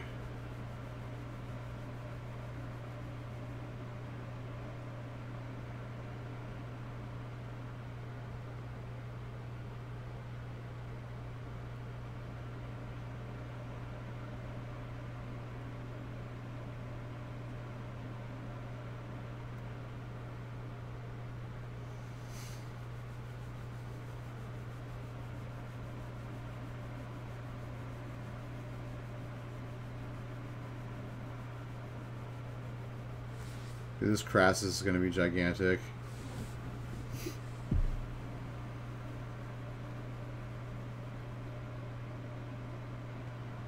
Oh, he's not going to use the incubation druid. Okay.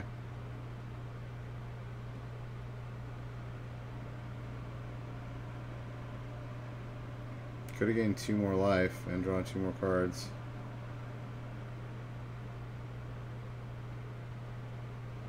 Guess he didn't want to.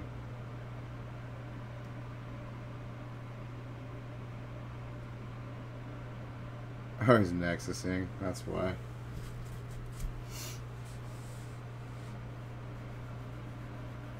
Oh wait, that's not an incubation druid, that's a biogenic ooze. I'm an idiot. Duh. The picture kind of looks similar from a distance. It looks a little bit similar. It's got the double green mana symbol up there though, which I caught. Oh yeah.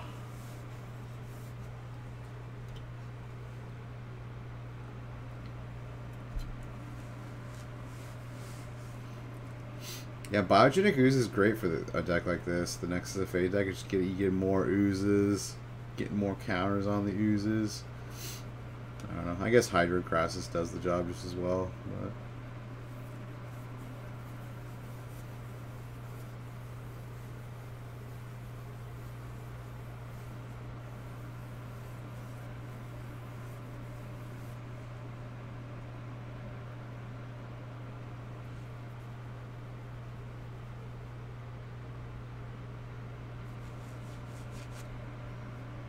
plays another Wilderness Reclamation. Gross. Now he's got access to what, like 24 mana at instep? It's kind of a lot.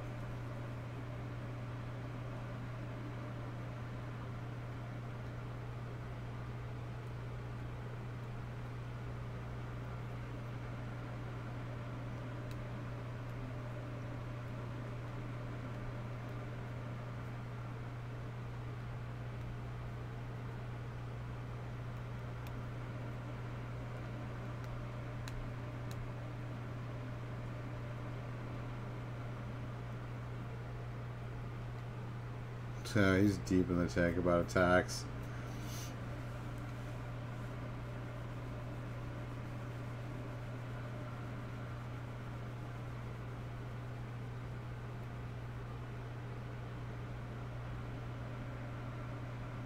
Oh, I guess he has to make so many blocks that it doesn't matter.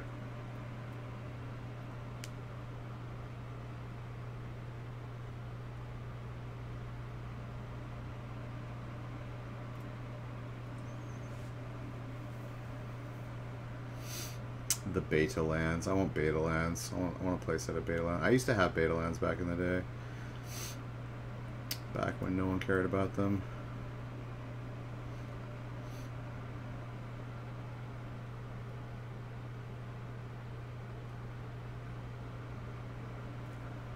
Yeah, I think this game's over for the red player.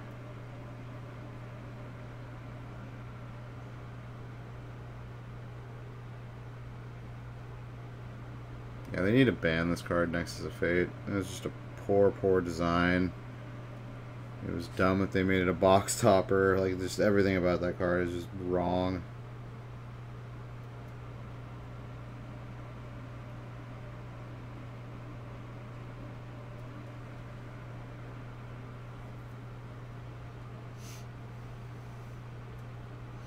Like, people get to just proxy that card because there, like, aren't enough copies of it to have, like, a playset.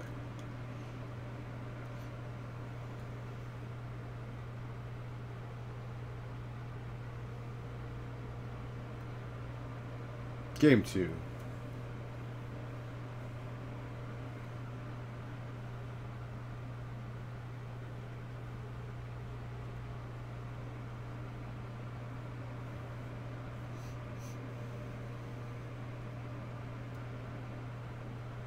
That is a solid hand. It's probably going to take the search for Esconta. Or the negate.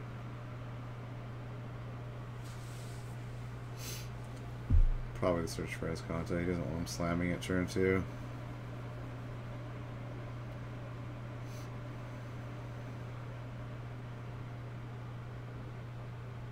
Yep. Boom.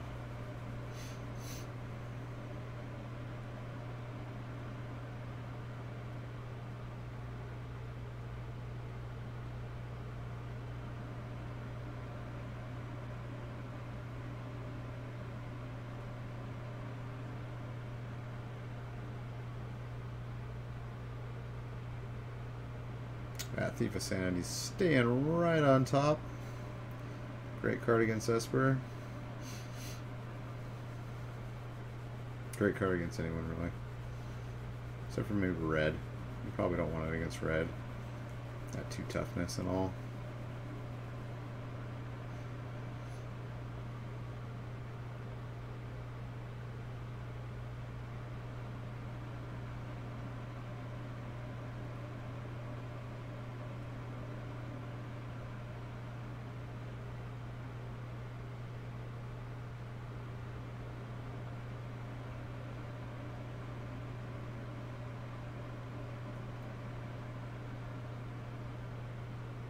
Ooh, missed that land drop. Missed that land drop turn 4. That's bad. Esper wants to get up to like at least 6 lands. Like 5 to 6 is where they want to be at least. I mean, ideally they want to get hit land drop every turn almost. Until they get up to like, you know, an absurd amount, like 8 or 9. But 5 is, you know, their highest spells cost 5, so... You know, they want to land drop till turn 5 at least, or till turn 6.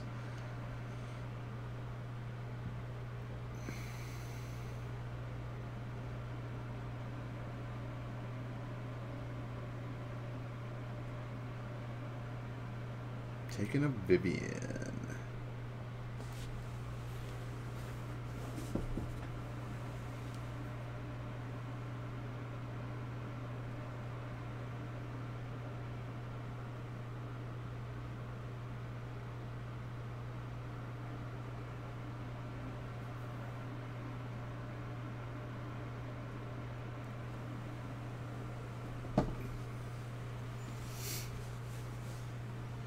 Still missing land drops. He lands that Vivian on board.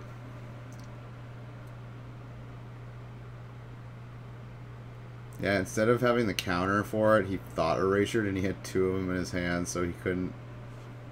Oh, he got the 4th land drop. Okay. Vraskas. Ooh, has the Vraskas too. Alright, yes, for players still in it. Still in it to win it.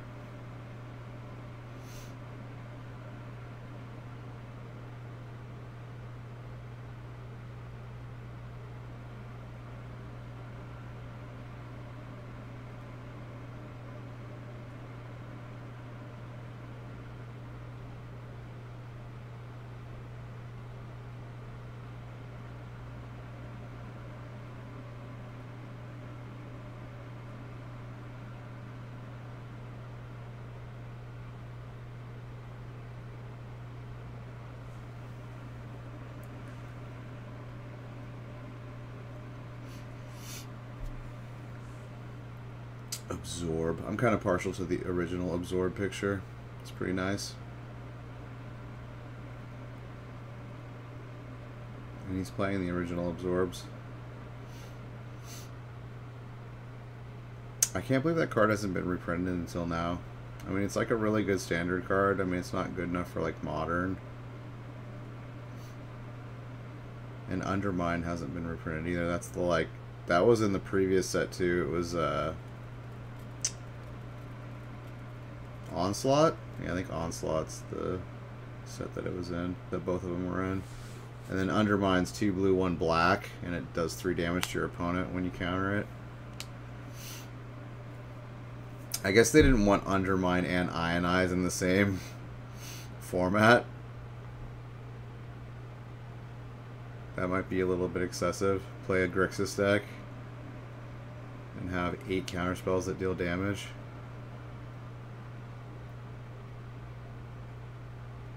Kai's Wrath just for the Branch Walker. That Branch Walker was doing work.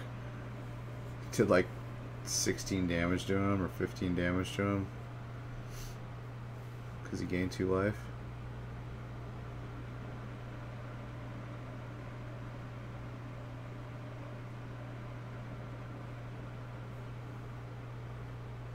But yeah, more juicy card advantage.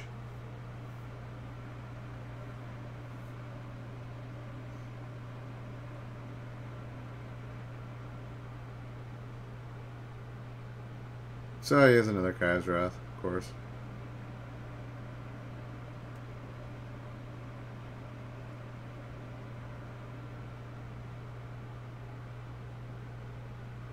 Dude, that's totally the opposite at Ghost Council. She just slaughters it all.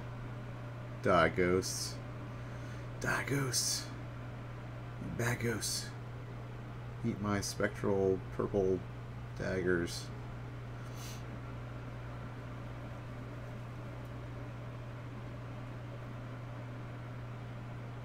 You gonna die, clown? Oh shit, he's got Trip, Absorb, and Negate, and another Kai's Wrath. Dang.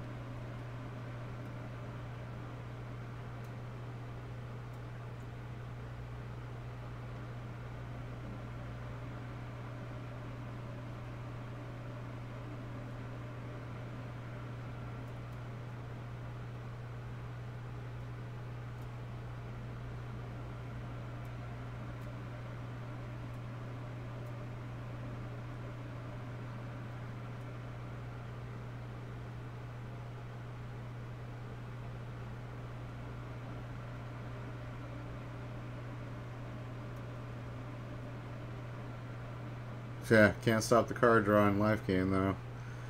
That is a cast trigger. Yuck. Yuck.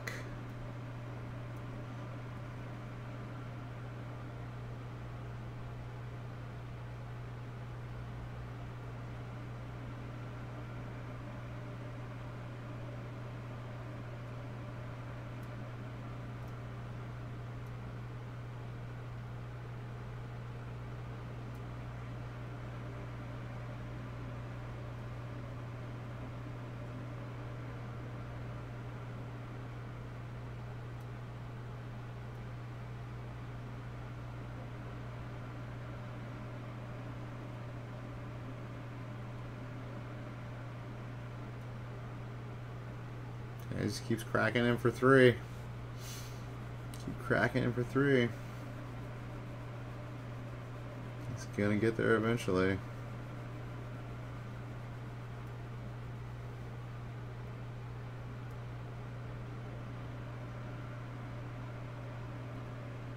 I wonder why he keeps playing a bunch of creatures into these board wipes.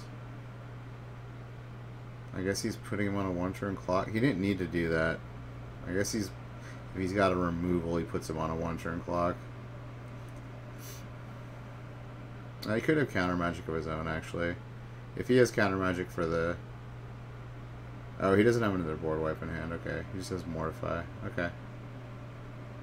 They didn't update his hand last time.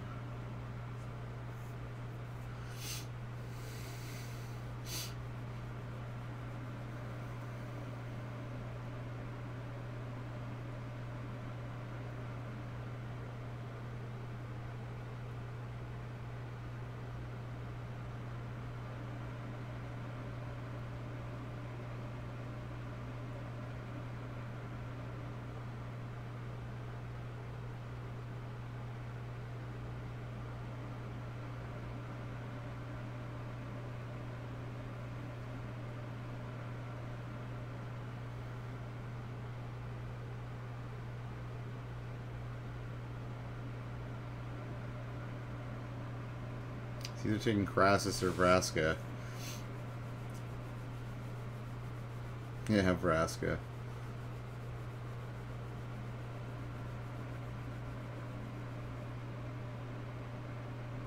Oh, his shields are down, though. I think we're paying Daddy Crassus. Big Daddy Crassus.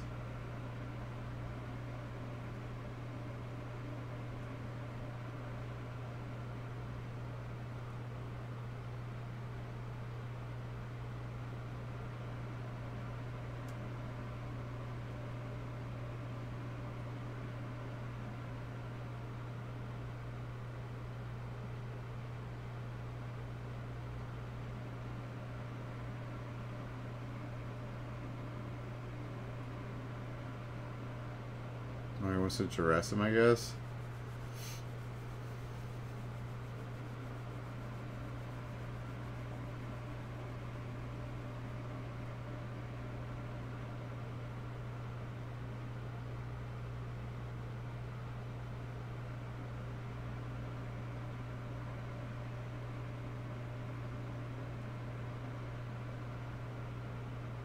GG. GG. GG.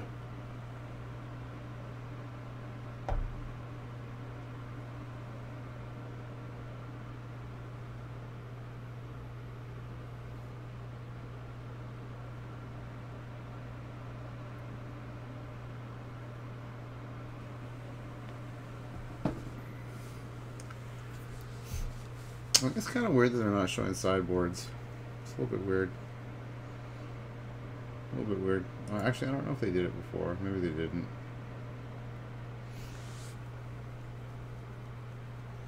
Joe Lissette and BBD. BBD. BBD. BBD. Of course, Joe Lissette's playing the fucking Taking Turns deck. What a chump. Haha, you don't get to play Miracles anymore. Fucking dirtily ass. Take forever until you kill the opponent with boredom.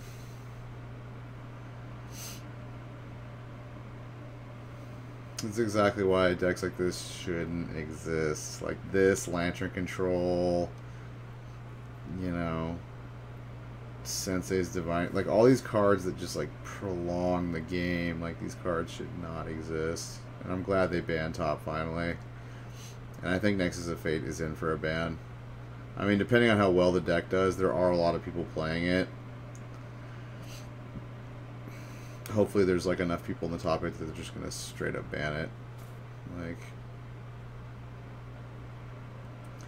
it's a silly card. Like, they shouldn't have made a Time Walk that gets reshuffled back into your library. Like, come on. Come on. Let's be realistic here. Not a good card design.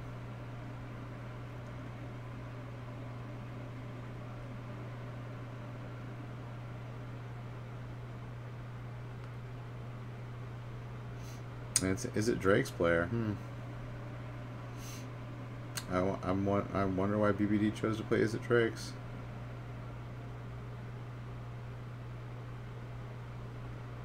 I feel like the deck's not very good right now.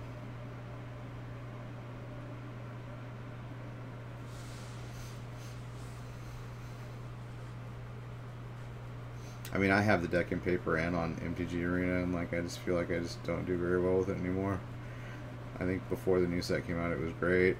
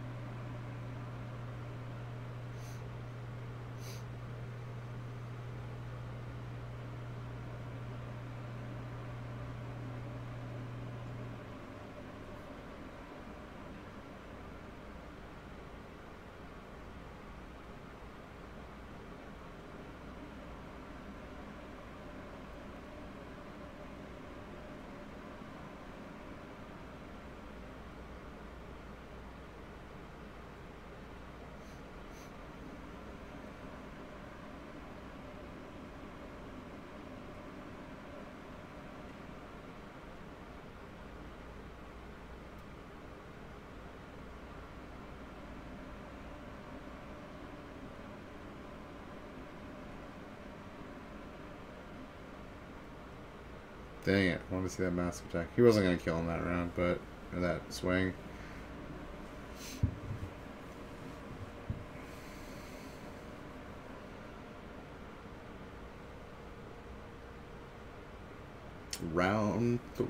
Game 3.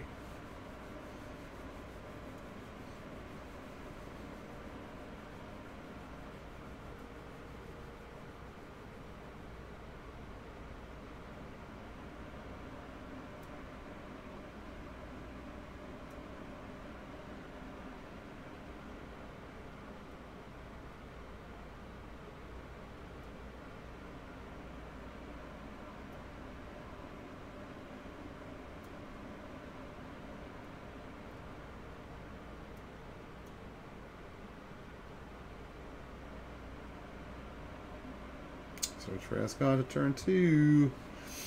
That's pretty much what Esper wants. What did he mulligan?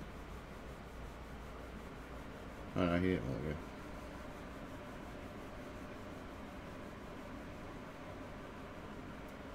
Oh, Thief of Sanity. I got Thief of Sanity too, bruh. What you gonna do? Oh, I'm gonna crawl Harpooner Raid is what I'm gonna do.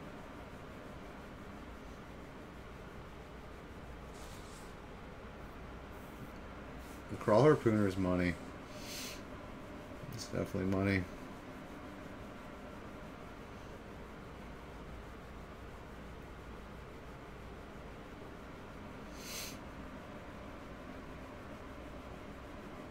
Erase your thoughts, please. Yes, sir.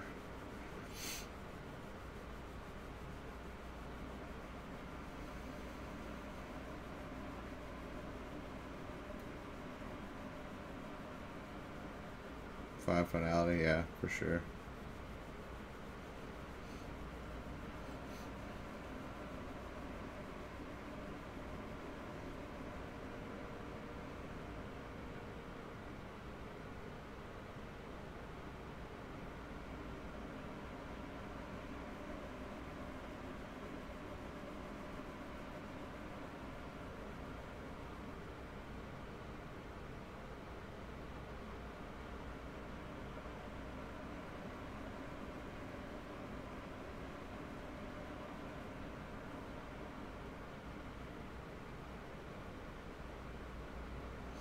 Dude, getting in with the Branch Walker. Slugging it out. Dude, 3 power creatures are no joke. They are no joke. It's like the Ether Revolt, dude. The Scrap Heap Scrounger. That thing was no joke. 3/2 just swinging in every turn, coming back from the graveyard. It's a beating.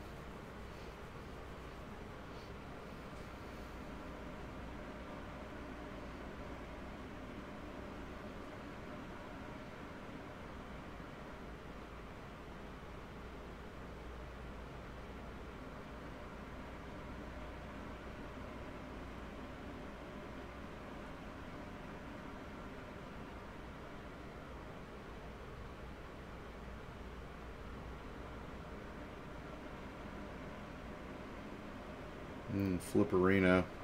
He could not do that fast enough. He's like, no, I'm flipping this no matter what. Teferi, get out of here.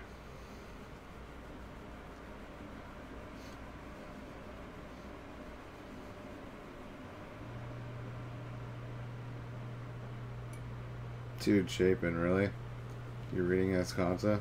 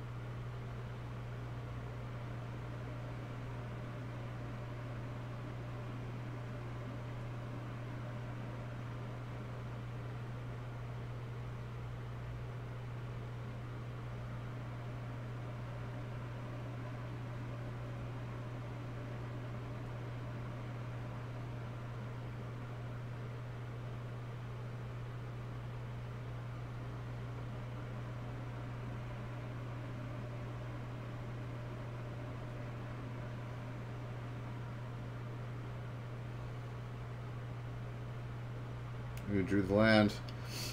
Drew the land. Is Esper going to come back? Is Esper stabilizing at 6 here? Is he? Looks like Sultai's out of gas, although he could just top like a Crassus and he's right back into it. Who going down to 4? Teferi.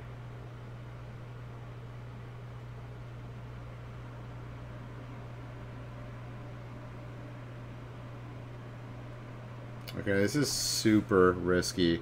Like, if he waited for him to untap, so if he has some kind of counter magic that he just top decked, like, he wins with Merfolk Branchwalker right here. I probably would have killed the Branchwalker before he untapped. I don't know, just to be certain that you're going to get another turn. And you can deal with whatever he plays. You can deal with the fallout of whatever he plays, like, with your handful of cards. He's attacking to Fairy and not his face? He's at 3 life. What? Like, I don't understand that at all. Oh, he's at 4 life. Okay. That makes more sense. They had his life total down at 3. I was like, what? You go for the kill. You go for the kizzle. The kizzy. The kida. The kida. The kidu. Kidu.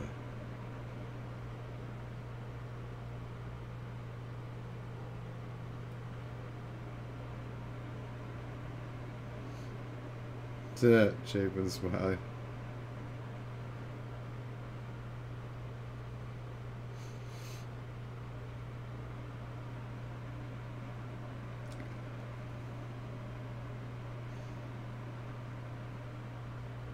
God, Teferi's so good. So disgusting. You get to, like, play shit on your turn and then tap lands for their turn. It's so good. I need to pick me up 2 more. Then I can start playing Jeskai and Azorius and Modern. I have, like, all the other cards for it.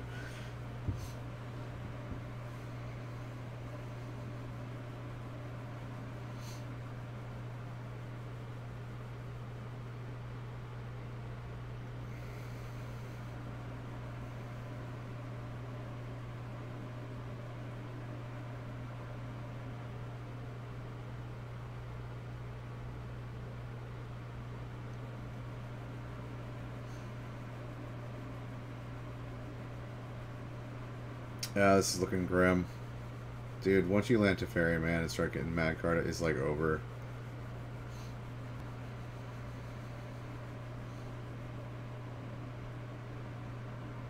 Yeah, card's bonkers, isn't it, Chapin?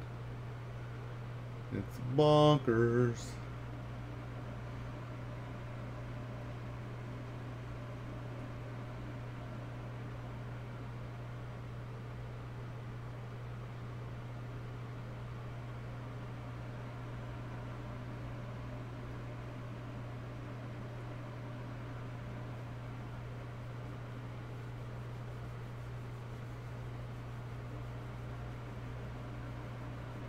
Yeah, he's got a full, what is that, 7 cards in his hand now?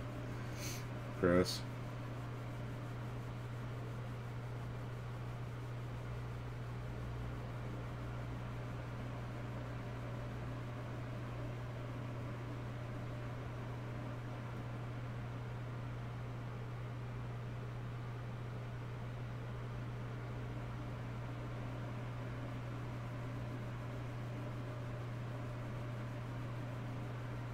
Well, Crassus is good. It's gonna draw like 4 cards off of 3 cards off of it next turn.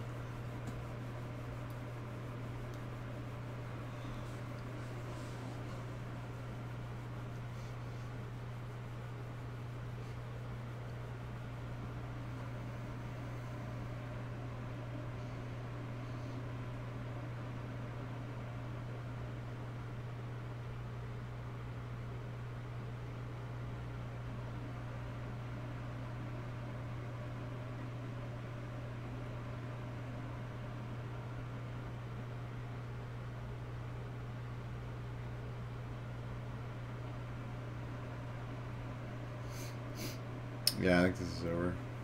Yeah. Well.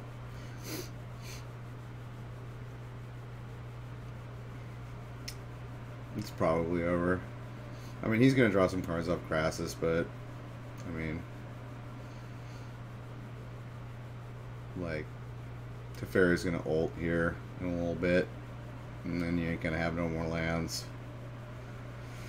No more lands equals no more playing cards equals bye-bye.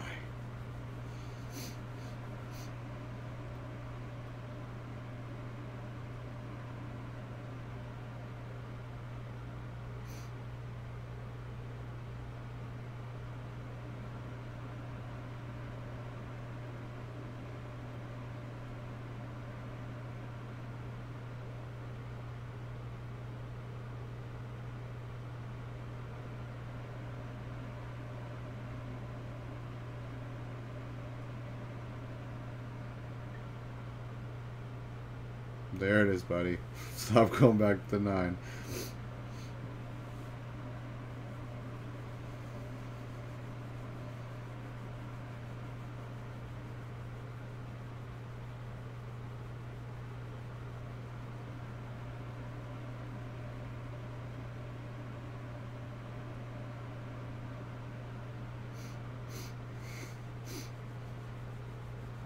Goodbye, Vivian.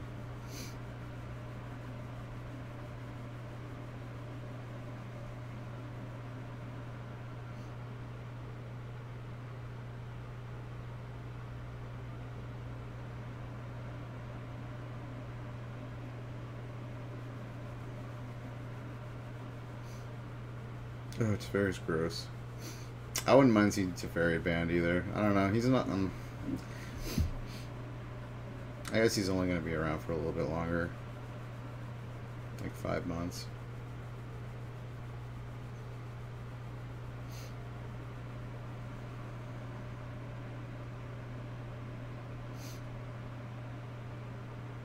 Yeah, it's going to be very, very difficult for Chapin to come back at this point. Very, very difficult.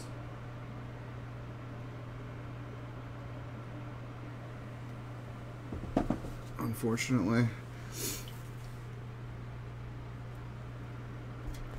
I think the Esper deck is slightly favored in this matchup. I don't know. I could be wrong. But, I mean, it's by no means unwinnable for Sultai, obviously. But I think just like the card advantage tools for Esper is just higher.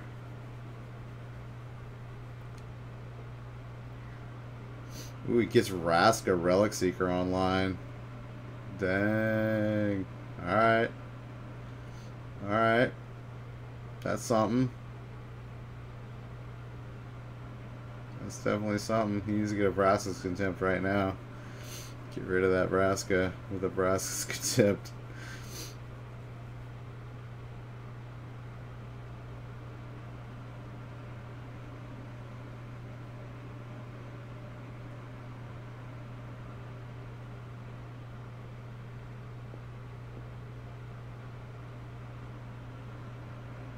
Oh yeah, he's just gonna -3 here. Okay.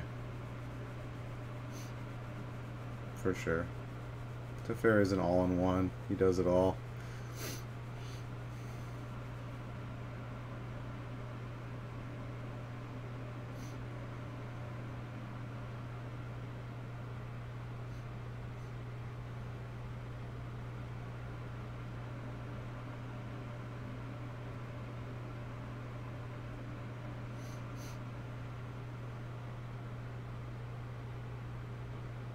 Okay, he's discarding Chemist's Insight.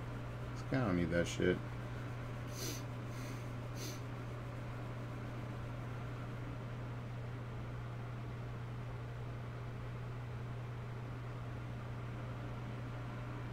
So, I don't wear off.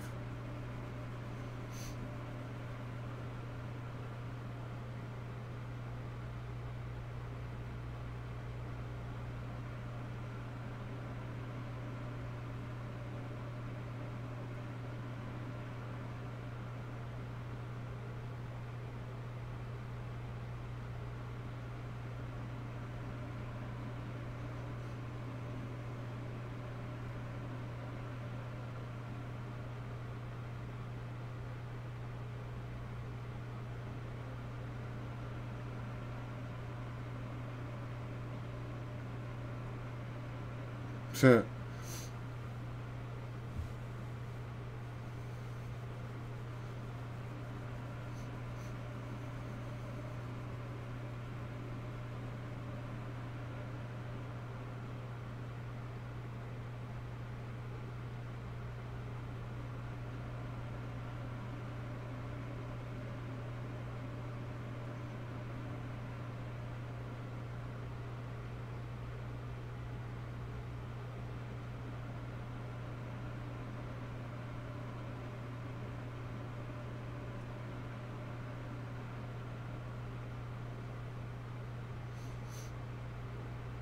yeah, he could play for a he could play for a draw right here. They've only got 5 minutes left, and like This Esper deck has like very few win conditions.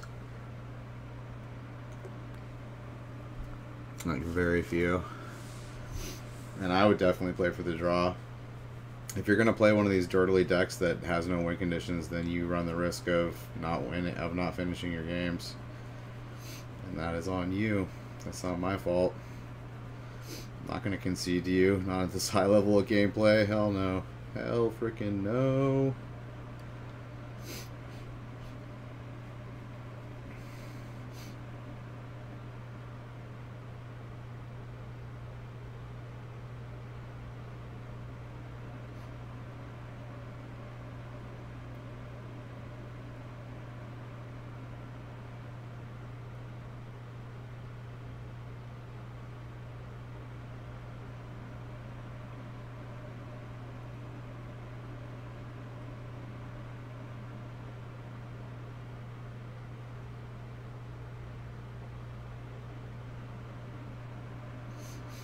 Yeah, I don't even know if he has a win condition in here. Does he even have Kaya in here? I think he's been through the last few cards in his deck already. He's got no more win conditions.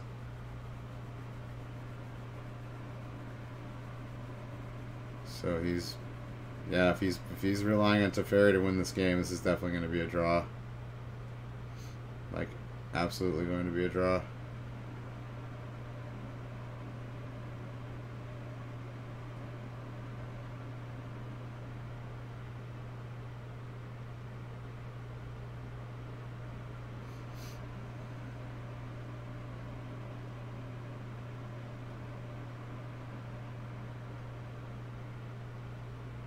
I don't know if you want to draw a bunch of cards, Chapin.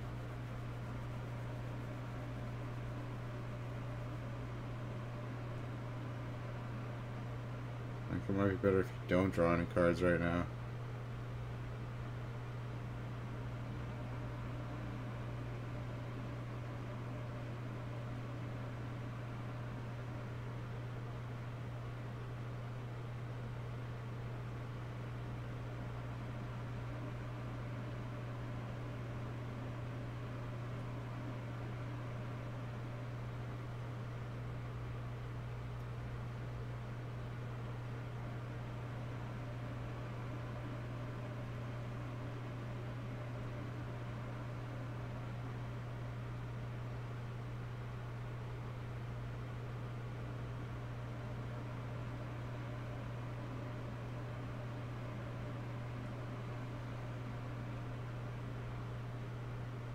Yeah, you should not have played that Crassus, Patrick.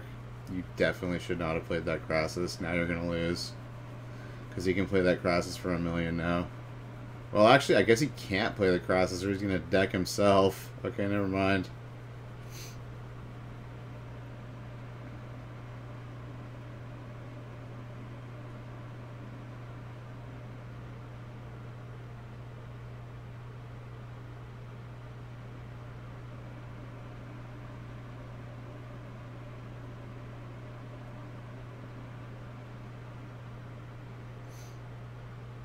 Oh yeah, Patrick's playing for a draw.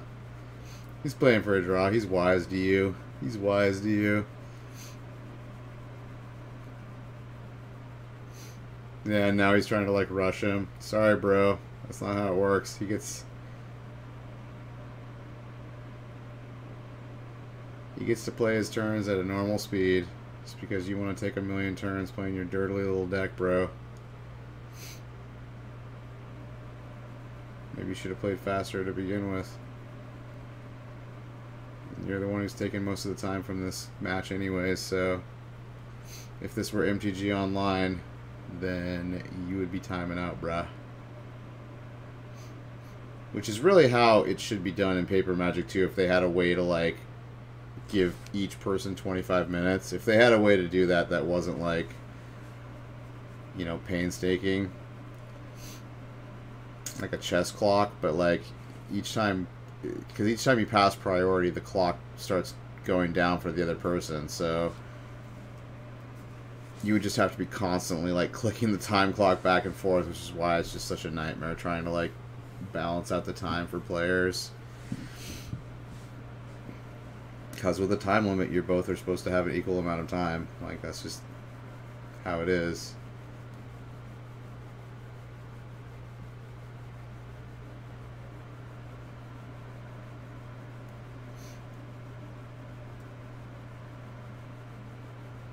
Yeah. I mean, like, I'm not a big fan of these decks that have, like, 0 win conditions. Like, because of this. Because of stuff like this. They just take too long, and if people don't scoop to you, which they just expect people to scoop to them. And it's like, I'm not going to scoop to you. We're in a freaking Mythic championship, motherfucker. I'm here to win. And you know what? If that means drawing, I'll take a draw over a loss. It's too bad for you. Put some more win conditions in your deck.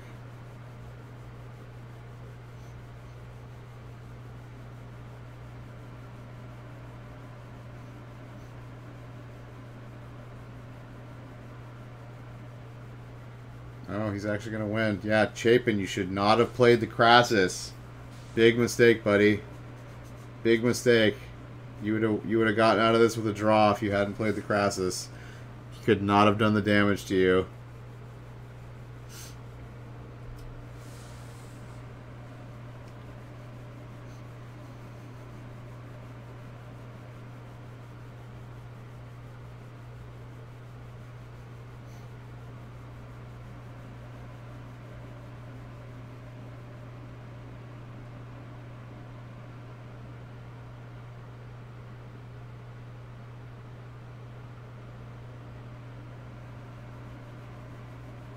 Yeah, he definitely shouldn't have played the Crassus. He should have known by like the game position that he was not going to win by taking life. He should have gone for the draw.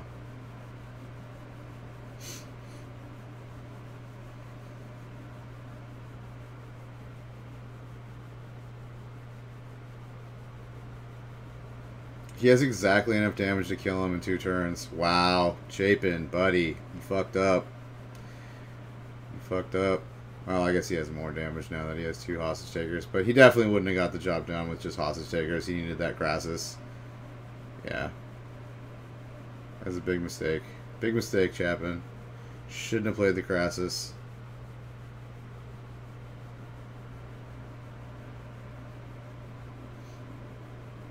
He's feeling foolish. Although maybe Chapin, like, doesn't roll that way. Maybe he didn't want to play for the draw. Maybe, like, that's not how he rolls. You never know. Or it could have been a mistake.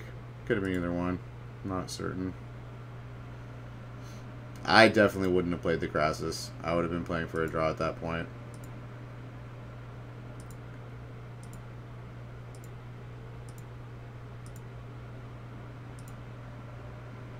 Alright, round 8. Ooh, 7-0. 7-0. Looks like Mono Blue versus Esper Control. Esper Control's on the play.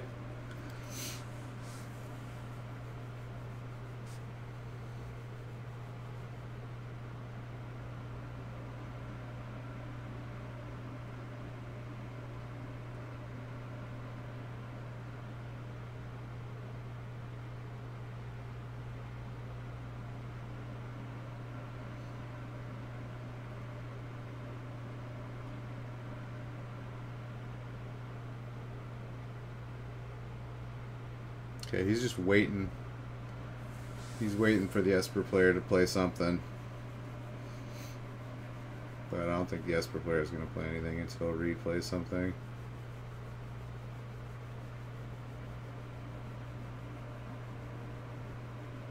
I guess he didn't have the 1-drop on turn 1. That's bad. I don't think he had the Terramander on the turn 1 or he would have played it. Absorb. Yeah, pretty much like against blue, you just want to like not let them ever have a creature. Just do not let them ever have a creature. Because their deck is basically protect the creature. Once it's out, just protect it and win the game with it.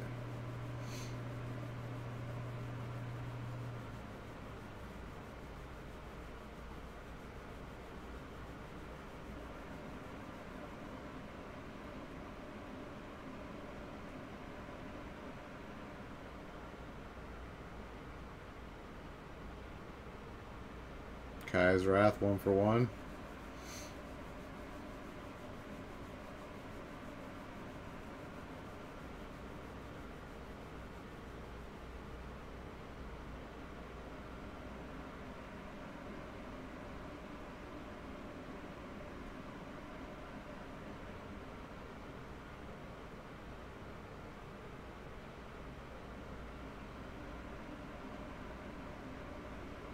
I guess he's playing around Spell Pierce. It's heads up. He could have thrown down Kaya, the Planeswalker, but Reed's got a mana up. He wants to play. He knows the deck plays 3 or 4 Spell Pierce, so he's not going to play into that. He's basically going to make the Spell Pierce useless in his hand. He's never going to, unless he's forced to, he's never going to leave less than 2 mana untapped when playing a spell. And this is what separates the good from the pros. Is plays like that. Is playing like this. Like if you're negating cards in their hand. Oh shit. Oh, this card's also good against mono blue. That's why it's in his deck. Oh shit. And mono white. It exiles both of them. Dude. Okay, this card is great. I don't know about great, but good. This card is good. Boom. Exile. Exile that Terramander. Oh, dive down. He's diving down against a Planeswalker ability. Suck it. Yes, dude.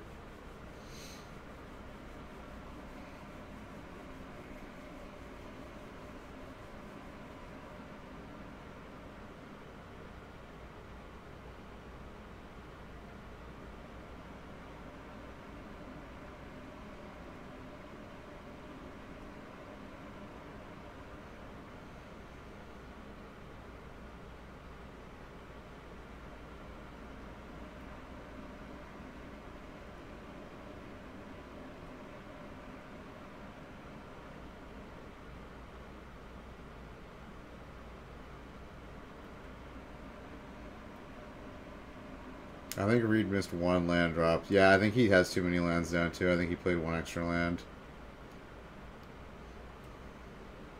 I think he should have 7 lands down. I don't know, he went first. Yeah, no, he should probably have 7 lands down. I don't know. I think maybe he played 1 too many lands.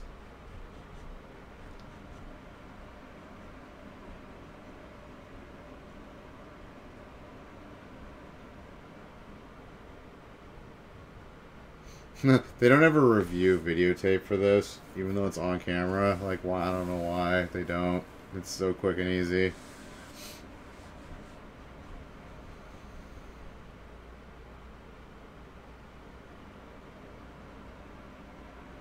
Alright, he might pop off Chemister's Insight here. No, he's not. He's going to play around Spell Pierce. If he's played around Spell Pierce, he's going to keep playing around Spell Pierce. Like, for sure.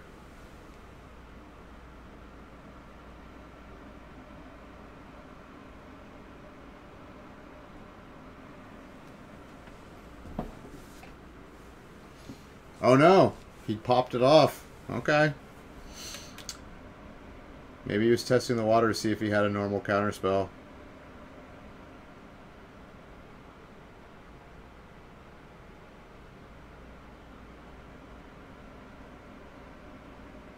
I don't know what else is in Reed's hand.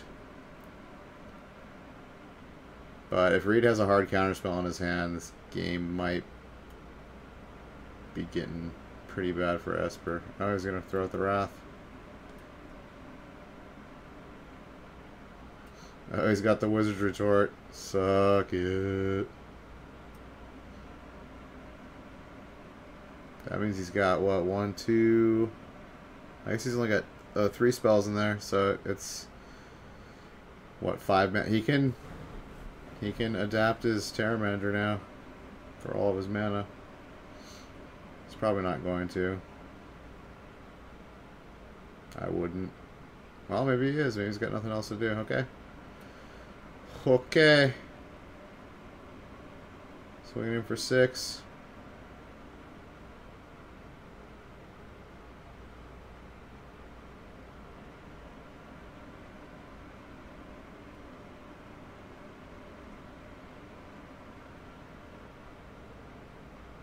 There's chemistry inciting.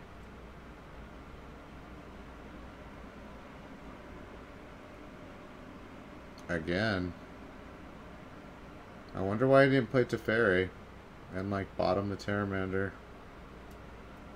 That's what I would have done. I mean, how are you punished? Like, the Mistcloak Herald can't kill it on the return swing. I'm a little bit confused by that play. I guess he was just digging for removal. I don't. He wanted to. He would have rather removal. I don't.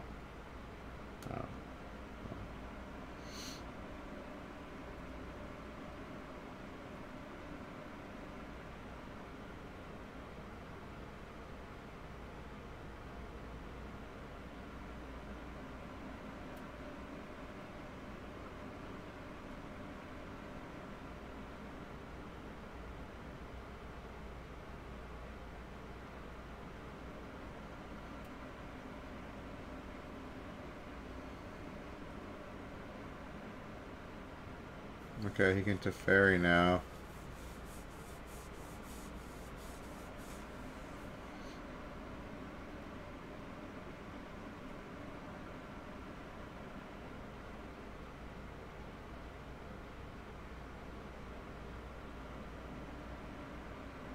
God, he's just valuing that Teferi so hard.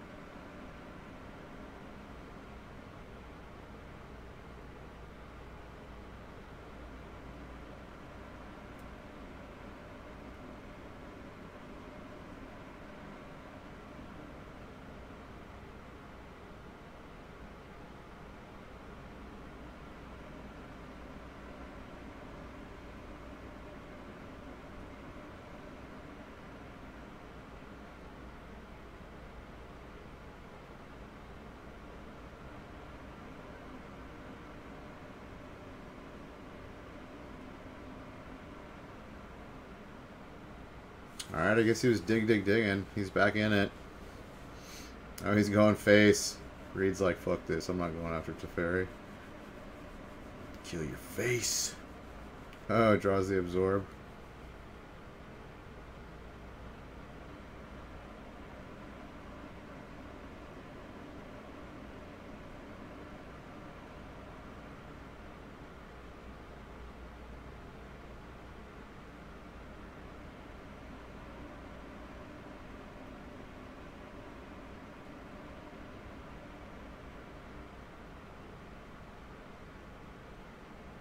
Oh, he so doesn't want him to get something absorbed. Gain 4 life. Oh, shit.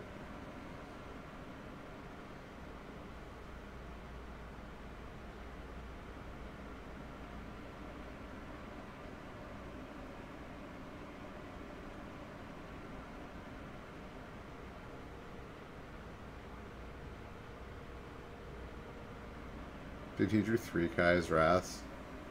It's hardcore. It's hardcore.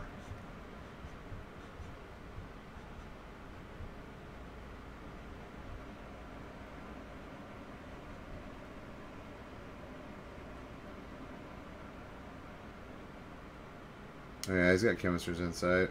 He's pretty padded. Oh, Mortify. There it is. There it is. He's going to round the corner at 1 life. Oh, he's got double removal now. Looks like he's going to round the corner with 1 life.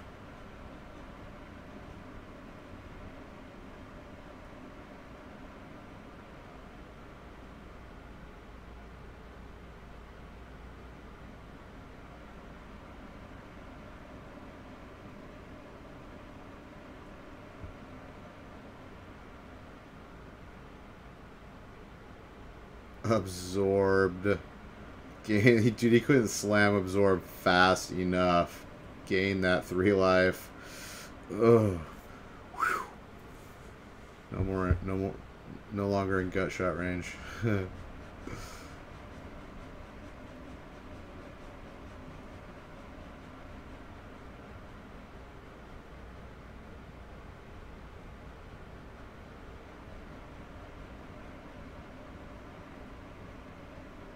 Yeah, I think Esper's got this. He's got this.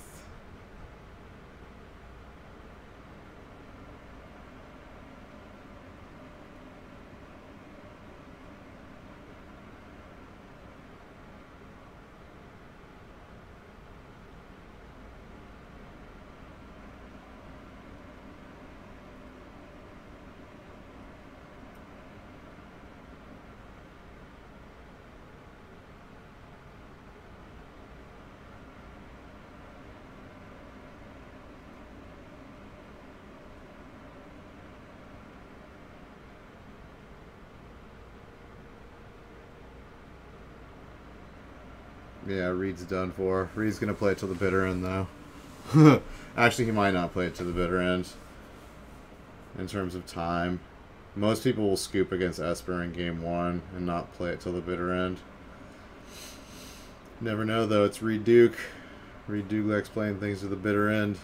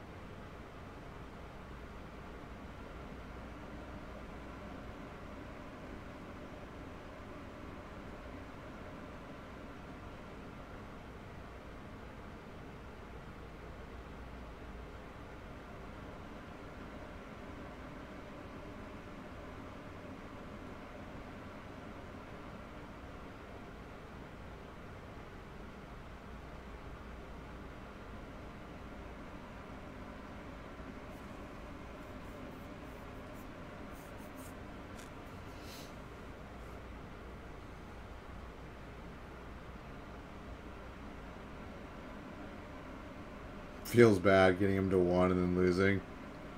I've had it happen.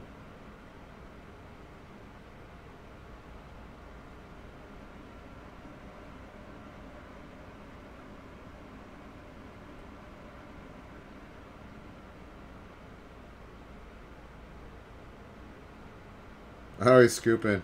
Reed's finally like, yeah, I'm done. He would have played it out if it were game 3 for sure, but game 1, you're kind of like, eh. Like, they will have enough time to finish, even if it's by decking you. Like, they will have enough time. And then you'll not get to play any more games. Dude, mono blue. John Finkel, the legend. The man, the myth, the legend. John Finkel. Yes. Dude, does he have an Ultimate Guard patch on his freaking sleeve? He does. Look at that. Dude, publicity, boom, on the sleeve. He's got the Ultimate Guard fucking sleeve. Holy shit. The patch. Hell yeah, dude.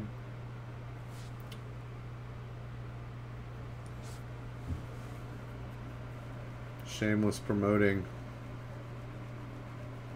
On camera promoting with your arm. Arm promoting.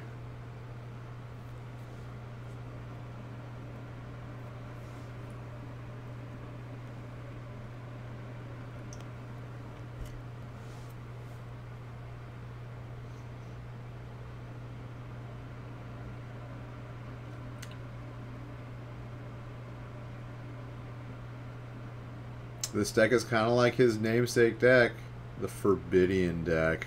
Forbidian.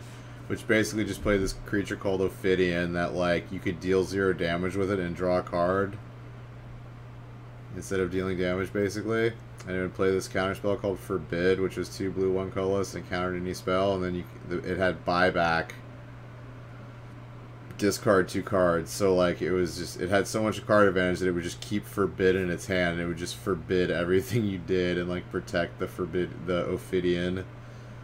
So it's pretty much that. This deck's very similar to that. I mean, there's more threats in this deck, but yeah, like, it's very similar with Curious Obsession. It's like protect the Curious Obsession.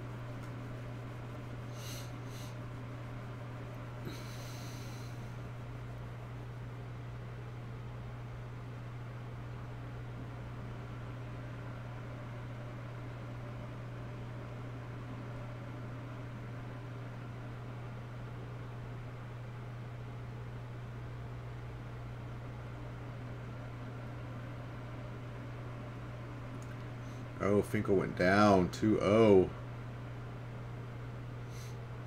Rectified. Mono white. Oh shit, redo. Down to 6.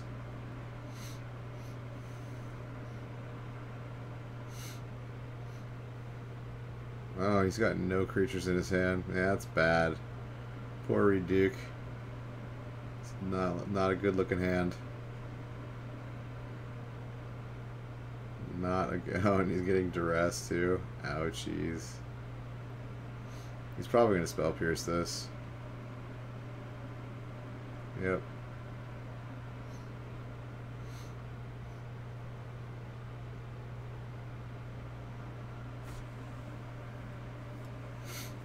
Feels bad.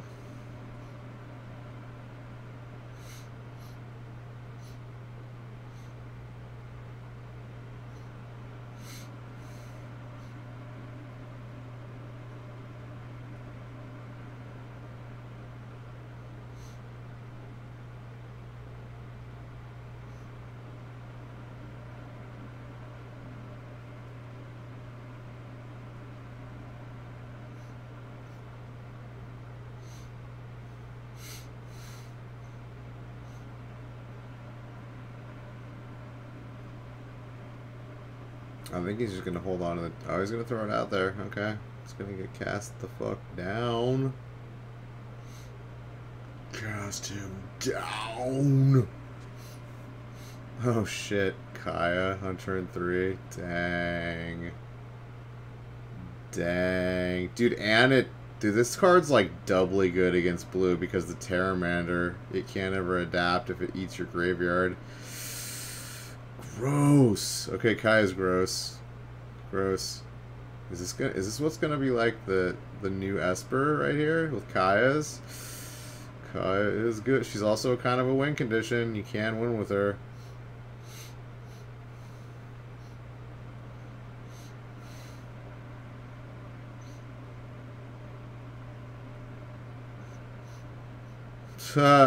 Take your Terramander. Oh shit, Reduke, you're dead. You are done, son. He had all the goodies against you. All the goodies. So, he's got Curious Obsession and Wizard's Retort. Ouch. Oh, so he basically just plays like Hostage Taker as his win condition. Hostage Taker and Kaya are his win conditions. You can just take what you got and use it against you, or just swing at you for 2 until you die. Gross. I think I might like this build of Esper the best.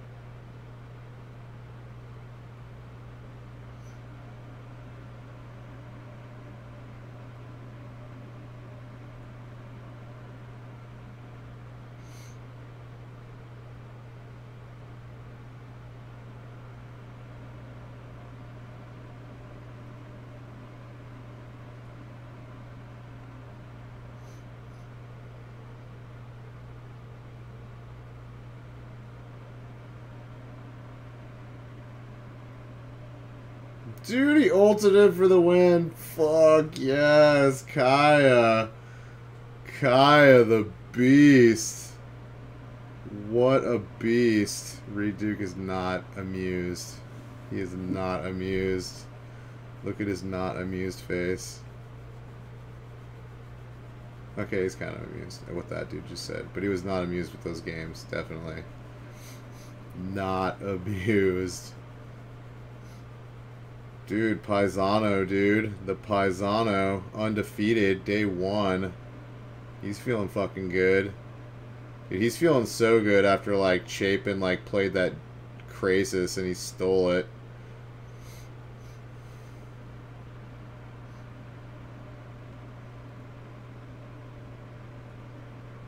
Oh, we got another dude undefeated. Looks like these are both new timers.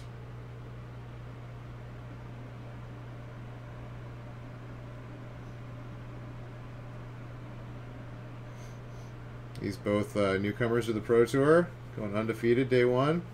Oh, looks like he's Carvalho's friend. Little someone from Spain. Little fellow Spaniard. He's like the blondest, whitest Spaniard I've ever seen in my life. Dang.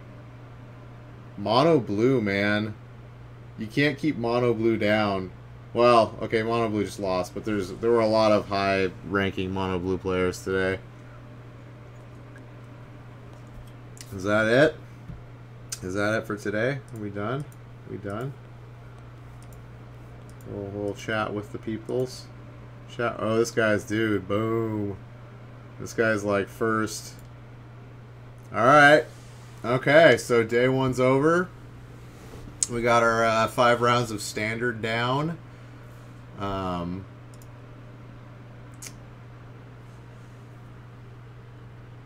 I like Kaya. I'm a believer in Kaya now. Like, that Planeswalker I thought was shit, like unplayable. That Planeswalker is legit in this meta right now. It's good against Mono Blue. Like, it's really good against Mono Blue. It's good against Mono Red. And against Mono White. Like, all these decks that, like, are kind of, like, still around. And then it's really good against Mono Blue because it exiles graveyards. And it makes it so you can't use Terramander to its fullest. And it gains you life. And you exile their 1-drops, which the deck's playing, like 12 1-drops. So, yeah, really good against white too. There's like at least 8 1-drops in white, right? 8 to 12, yeah. There's like 12. Most of them run 12 1-drops, and then red runs 8 1-drops for creatures, and it gains you life against that deck too. So, I believe in Kaya. I believe.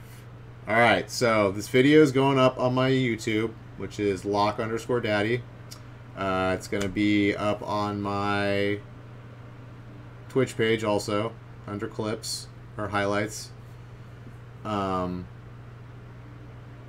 me on Twitter, lock_daddy1, for updates on when I stream. But I typically stream